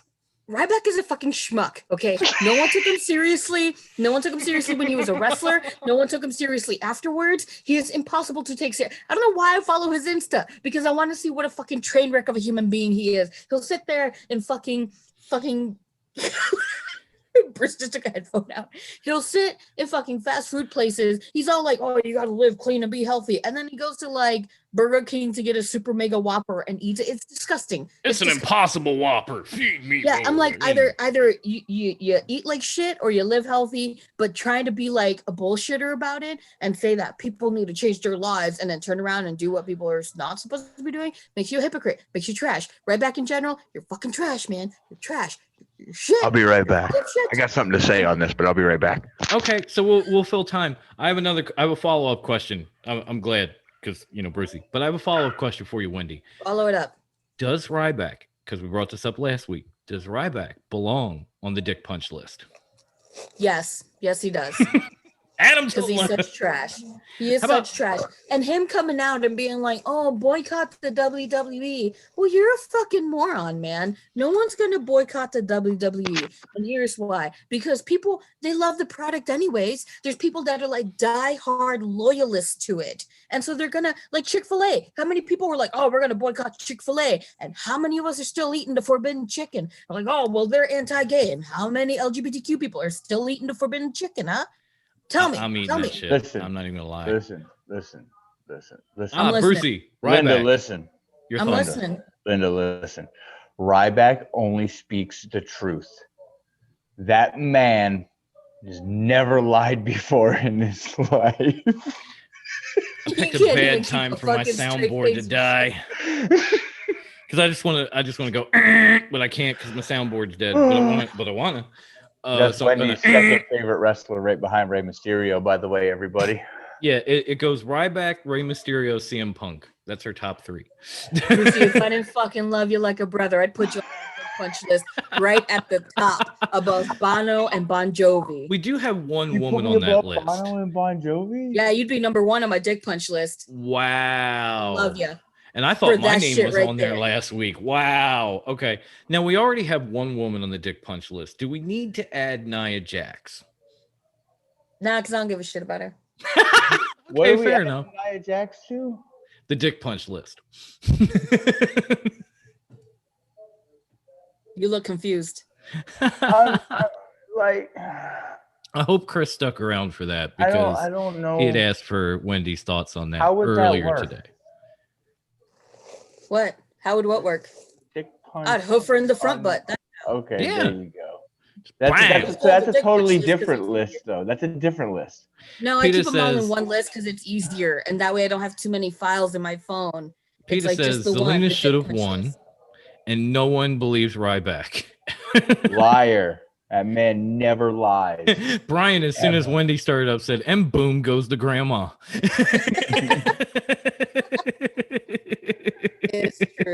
It's true. When I get started, keep a straight face. Even Peter, who is Ryback? Exactly, Peter. Exactly. Who is that? Sorry. Here we go. You mean Skip Sheffield? Yes, him. That guy. Trash eating from the Nexus. From the Nexus, yes. There's another the Nexus. That's like every time right there. Every time I see Wade Barrett at the commentary table on NXT, I'm just waiting for like Justin Gabriel and everybody to come down and start jumping the ring and like ripping it up. Hadn't happened yet, but let NXT's ratings keep falling. It'll happen. Okay, eventually. So now that we've gotten that one pretty much out of the way, I do feel for Zelina. We have one last topic, which is a two-part topic called Tourney Time. And for those of you that didn't tune in, MLW returned and restarted last night. It was actually kind of awesome. I definitely dug watching that prior to AEW Dynamite. It was a cool 3-hour block. I'm gonna watch it this weekend. I will say it's definitely more appealing than watching 3 hours of Raw. Anything's more appealing than that. True. I watched SmackDown from 2 weeks ago, and I wanted to gouge my eyes out. I'd rather have Dr. Basura Britt Baker take my teeth out with no anesthetic while listening to Vicky Guerrero sing. Ouch. Yeah, than suffer through 3 hours overall. Okay, fair enough. I'm with you on that. Highlights. I'm definitely with you on that. Well, MLW announced that they're bringing back the Opera Cup from last year. Yes. Well, actually, the Opera Cup's been going since they started. It was there when they started, then it went away, and then they brought it back. Well, either way, they're coming back with it. Davey Boy Smith is holding it right now. And they've announced the brackets for the matches, which will start next week. So I thought, let's start here, break them down a little bit, see if we can come up with a winner. First match we get is our favorite, Low-Ki, taking on Davey Boy Smith Jr., the reigning Opera Cup holder. Oh, Davey Boy Smith's gonna win. Yeah, I'm going Davey Boy on that. I can't pick Low-Ki anymore. Not after the mask thing. Nope, fuck you. Nope, done with you, Low-Ki. Screw you, you lose. Okay, that one was pretty simple. On the same side of the bracket, the winner of Davey Boy and Low-Ki will take on the winner of this match, Richard Holiday versus TJP. I actually see TJP winning this match. I agree. As much as I like Holiday and I like Dynasty and what him and Hammerstone got going on, I just TJP's been on fire lately. I could see that happening. I definitely could, but I feel like TJP is too wrapped up in this whole X Division thing with Rohit Raju, and even though he lost at Turning Point and he supposedly can't get another match, he has Scott D'Amore telling him, "Well, what would Dusty Rhodes do if Dusty Rhodes couldn't get a title match?" He's gonna come back as Suicide. Exactly. He's gonna come back as Suicide or even Manic, because they had Suicide on Impact, but it wasn't TJP. It was probably Caleb Conley this time because he was getting squashed. But he could come back as one of those characters and probably do it and win the X Division title. So being wrapped up in that, I'd probably take Richard Holiday. But that's just me. I don't know. It could go the other way. I could see it. But let's move to the other side of the bracket and go Filthy Tom Lawler. I hate fucking guy. Taking on Rocky Romero. I hate that fucking guy. Rocky Romero, just because I hate Tom Lawler's face. I'm not a fan of the filth, but I'm going to pick him anyway because, yeah, I'm just going to pick him. I'm going to go with Romero on this one. Yes. Okay, cool. And the last match from the other side of the bracket, you got Laredo Kid taking on a returning ACH. That dude's fucking crazy. I'm going with Laredo Kid. That dude's crazy, and I love him, so I'm going to go with ACH. I want ACH to have a redemption story, so I'm going to go with ACH. They've got some crazy coming to MLW because we have not only ACH, but then Leo Rush is going to debut in MLW, I think next week. Crazy feels so dismissive, though. Like, there's definitely... I'm not saying crazy, but on. like people that I know what you mean. I know what you mean. Wild, maybe. Wild. We had said crazy, so I kept going with it. But Wild had their issues. They're trying to bounce back. I think Leo Rush's issues were different than ACH's, though. ACH was definitely more mental health going on, and Leo Rush was probably way too much being thrown his way at his age.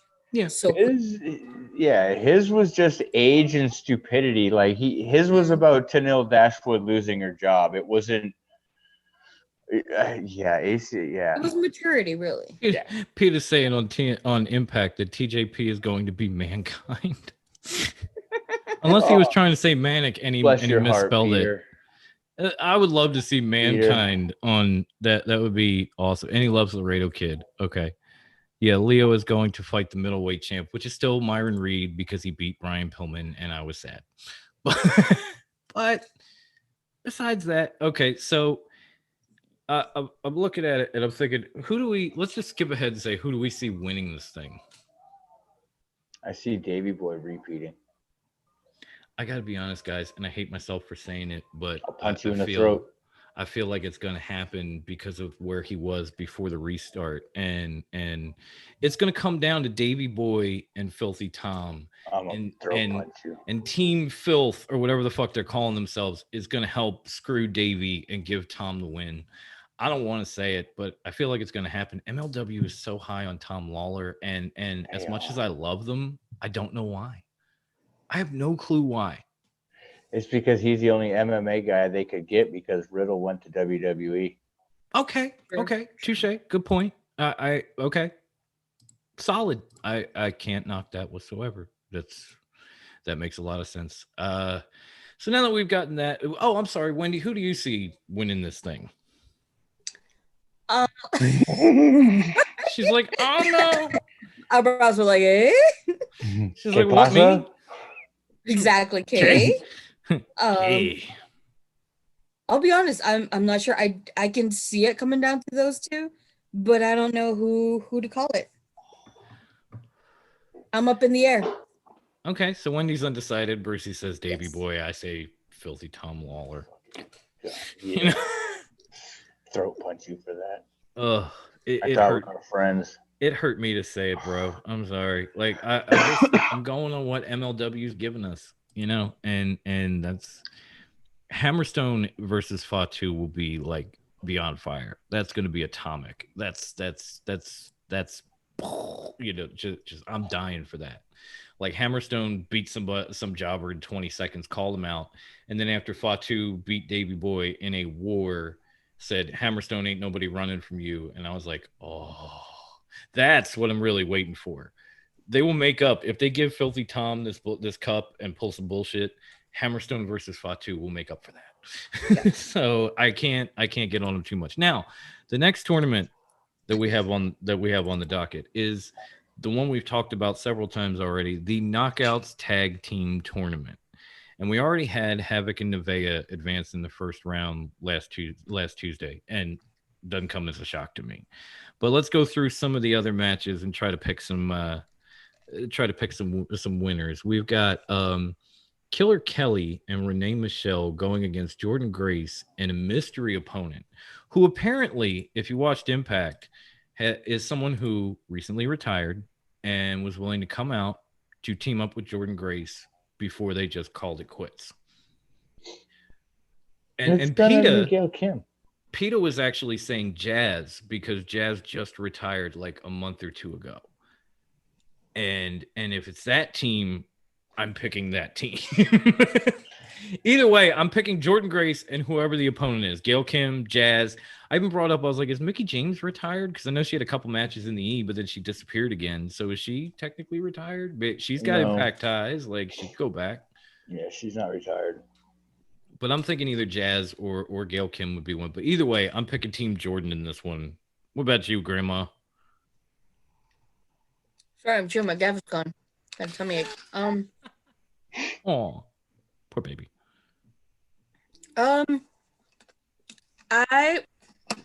Maybe it's because I've always been such a fan of her, but I would love for it to be the one and only. Bam! ODB. Out of nowhere. Oh, that would be good too. Like, I would love to see back up and running. So. Yeah, and congratulations for that too. And while I'm on the subject, congratulations, Renee. I'm sorry we skipped right past that because Mox skipped right past that. My bad. But yeah, if it was ODB with her Liquid Courage and her food truck, I'd be happy. Get her a little more money, get her business back on track. That'd be dope. Either way, yeah, team thickness. Did you say Havoc and Nevaeh won their match? Yes, against Dashwood and Alicia Edwards. Okay. And poor Alicia, she got killed. But that's neither here nor there. Just poor thing.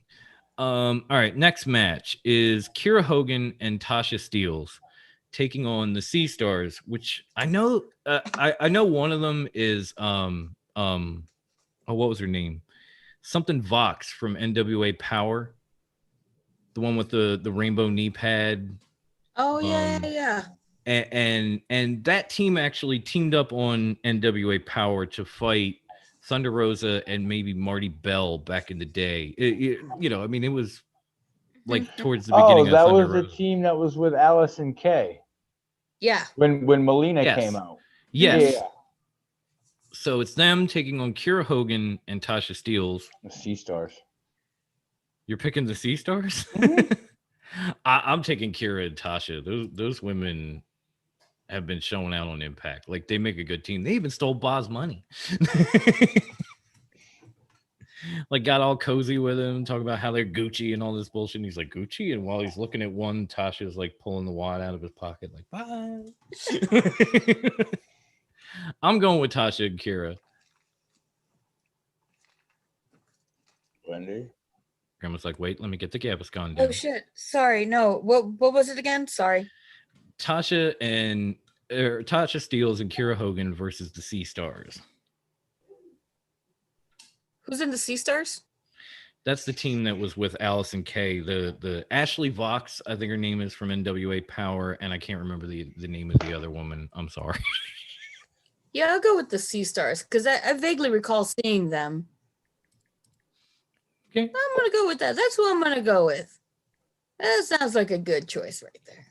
Peter says I'm going with Team Kira. Okay. And ODB would be class, Wendy, so he's with you on that. Ashley Vox and Delima XO. Okay. Are the professional team. Looks like they've won tag team gold. Yeah. Oh no, they're a pretty like solid tag team. I just think Tasha and Kira are going places in this tournament. Oh, this and then the page is no longer available. The last match is the Virtuosa and Kimberly going up against Taya and Rosemary. Taya and Rosemary. And I'm only saying that because it sets up my finals. Okay. I'm gonna go with Taya and Rosemary as well, actually. I would like to see Taya and Rosemary. I fucking love Taya though. I love Taya too. She's great. All right. So I guess we could skip ahead a little bit and say, like, who do we see in the finals of this? Because I'm thinking it's probably going to be Havoc and Nevaeh going against Kira and Tasha. No. They've had a little bit of a rivalry. And I want Taya and Rosemary. Yes, that's exactly what it's going to be, because Havoc's going to have something to do with the death of Rosemary's husband.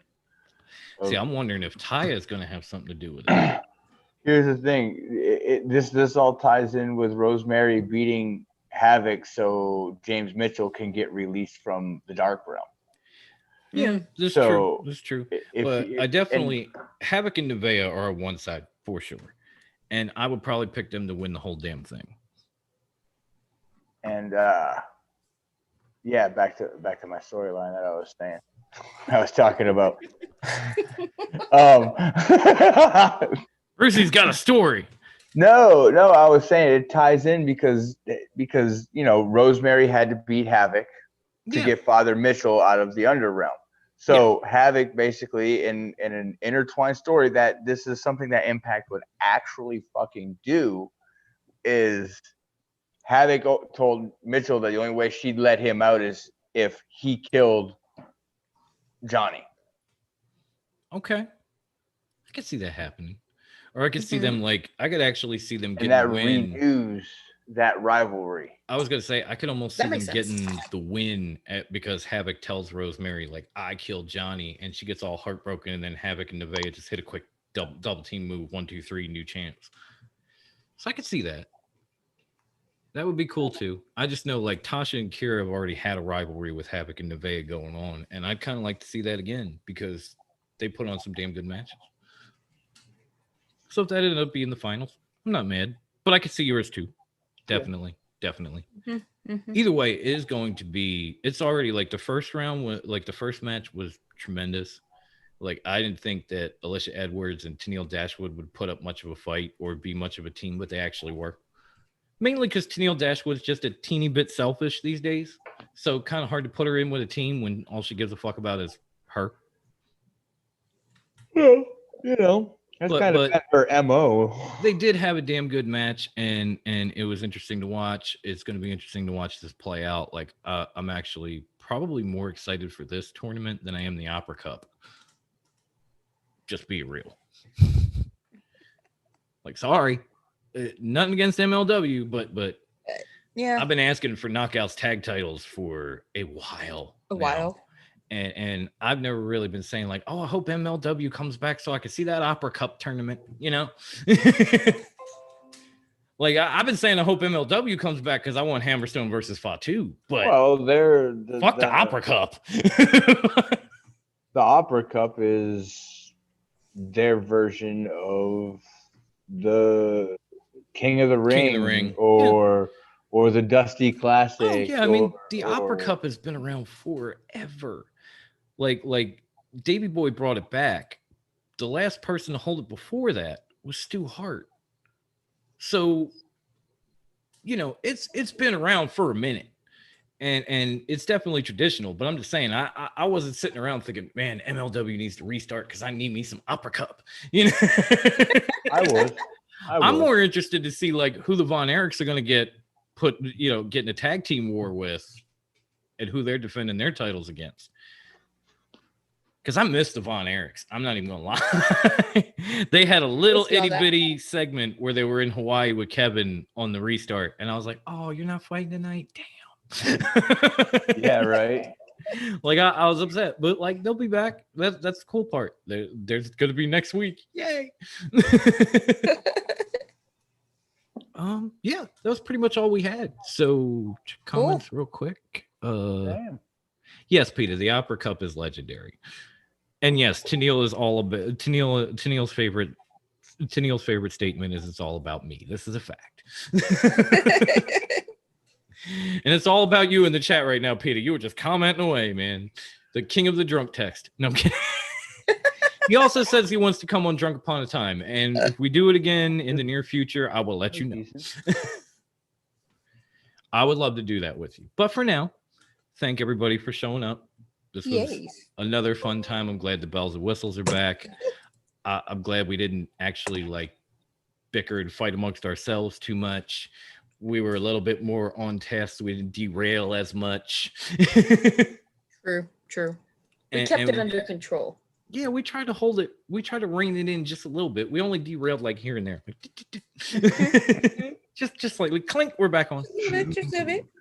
So Hammer killed that guy. I'm sorry. He did. Yeah, he did. The match lasted 20 seconds. The Kenny Omega's like introduction by the Dapper Yapper is longer than Alex Hammerstone's match. Put them side by side, and one will be over before the other. I guarantee you. Yep. But now that's been said, let's kick it over to High Class to give us the social medias and start to wrap this shit up. So, all right, let's wrap this shit up quick. You can find us on Facebook. I'm going to make this quick because my ass is old and I'm tired. You can find us on Facebook at Top Rope Wrestling Talk. Come on. Invite yourself. We'll approve it. You can also find, if you want to buy our amazing merch, like this Pat Fiddle hoodie that I have on. Dom has his mug. Wendy's just here. You can go to TRWT merch. Go on there, look at the logos, and take your pick and message the merch maker. You can also find our merch on Instagram at TRWT_merch. And, that's another way to get a hold of us to buy our gear, buy our clothes, hats, leggings, lipsticks, and ladders. We just got the whole shebang. Then you can also find us on Twitter at TopRopeWT. Come on, shoot the shit with us there. And then you can also find us on the gram at top_rope_wrestling_talk. Wendy. Yes. What do you got for us, lady? I have. Should I do announcements first, or should I do? I led into Wendy so much better last week. And by the way, Wendy is rocking shells. Nation Gang will be out December 11th. I got to get him in on there too because he okayed us to use Burberry scarves as the permanent theme for Top Rope Wrestling Talk because he's a great guy and a great MC. So definitely check him out. You can find him on Bandcamp, Spotify, Apple Music, you name it. Midnight Express, Griffin Scorsese, all the Zip Squad, all the East Hampton Polo Boys, all that. Find it, listen to it, buy it, have fun with it, get your merch, do what you got to do. Shells is amazing. Support that man. Yes. Should I announce the raffle? Yes. You already did. You just did so go ahead. You just did. Should I announce the raffle? Okay, so we are going to have a raffle. All the details aren't fully hashed out yet. But yeah, we'll be in touch with our merch maker, Kirby. So she gives more details. What? Continue. Okay. So we're going to talk about that, but basically the gist of it, there's going to be 2 designs up for grabs. Only thing you'll have to do is pay S&H shipping and handling. And if you want to see what designs they are, I'm going to share my screen right quick. And wait a minute. Hang on one second. Do I have? Yeah, go ahead. Yep, I'm still good. Can you guys see it? Yes, we can. Okay, cool. So this is one of them, the Stay Fresh Cheese Bags design, which I'm a big fan of. Of course. And the other one, oh, wrong way. Nope, not that one. Boop, there it is. The other one is Who Needs Diamond Rings When I Have Wrestling Rings? That's more of a lady's design. So if a lady comes in and wants that one, hell, if a dude wants it even. Wendy, yes. Is that backdoor buds I see up there in your tabs? What do you mean? Look all the way up the top. I'm just looking at your tabs up at the top of the screen. Yes. It's like it says backdoor buds. Oh no, I think it's Blackbot actually, which is work-related stuff. And then you see like the Episcopal logo in there because I was trying to find like an Episcopal. It's all work-related. We'll keep that on the hush. Yeah, my bad. I should have like shut down my windows. Ixnay on the Irk way. Boop, there it is. Work stuff. Nothing too okay, exciting. or not.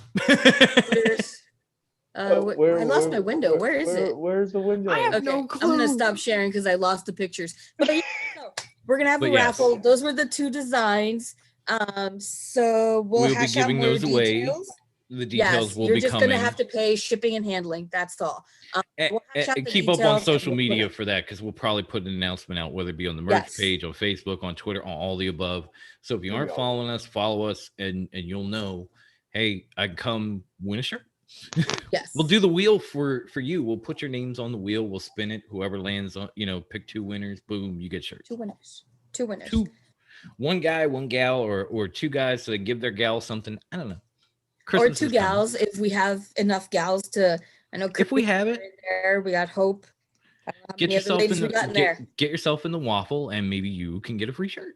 Yes, definitely. But now that's out of the way, Lady Wendelin, have you done the podcast yet? No. I have not done podcasts yet. I'm sorry, I had a brain fart. Please tell everyone where they can find this lovely show on audio podcast form. You can find our podcasts everywhere podcasts are distributed. So you can go to anchor.fm/TRWT. From there, you can find us on Spotify, Stitcher, Apple Podcasts, and various other distributors of podcast. I've said podcast so many times. Of audio. Is it a podcast? It's a podcast. The podcast. It's a podcast. It's the podcastiest podcast that ever podcasted. Like podcast.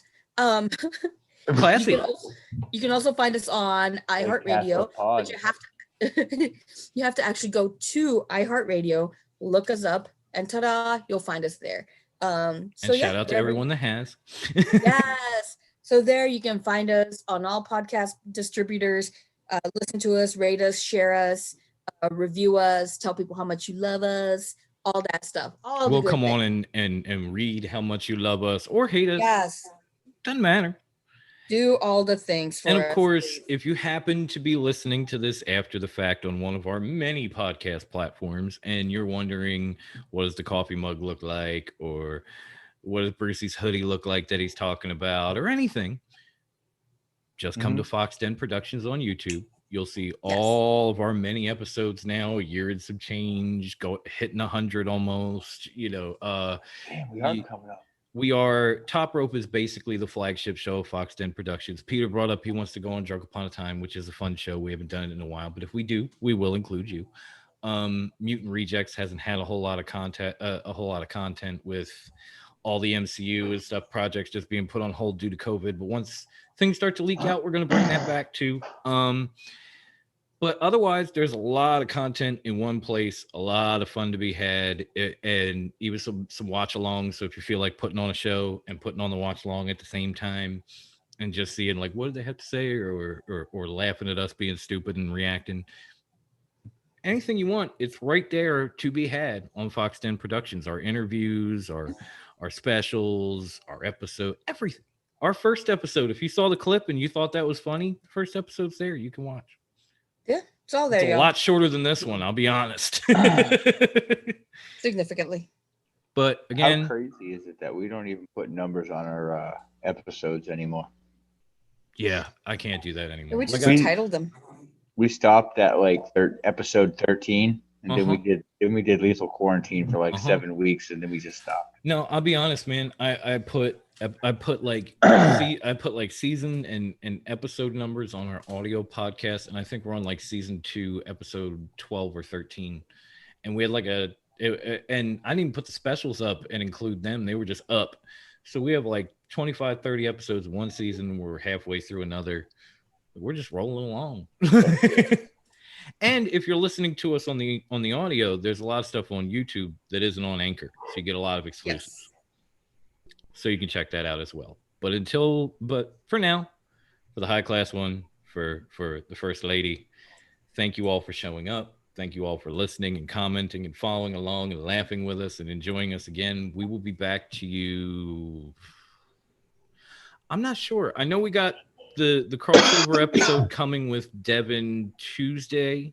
Yes. And we're going to try to work that out. We're also going to try to figure out if we are just going to push back next week's episode, because obviously we will not be here on Thanksgiving. If we are, we're going to be bloated and tired, and you will not be entertained. So, and I do double Thanksgiving because I do at my mom's and then the in-laws, because that's mom's local. So none of which is inducive to a podcast or entertaining people, unless you like to hear a lot of farting. So, and before I forget, let me give a real quick, since we won't be here next week, birthday shout out next week. My younger brother Dustin turns a dirty 30. Happy birthday! Wow, happy birthday, Dustin! And in case we don't come back beforehand, everybody have a happy Thanksgiving. Yes. Stay safe out there. Yes. Wear your mask. Do not be a low key, and above all, stay fresh, cheese bags. Word. See ya.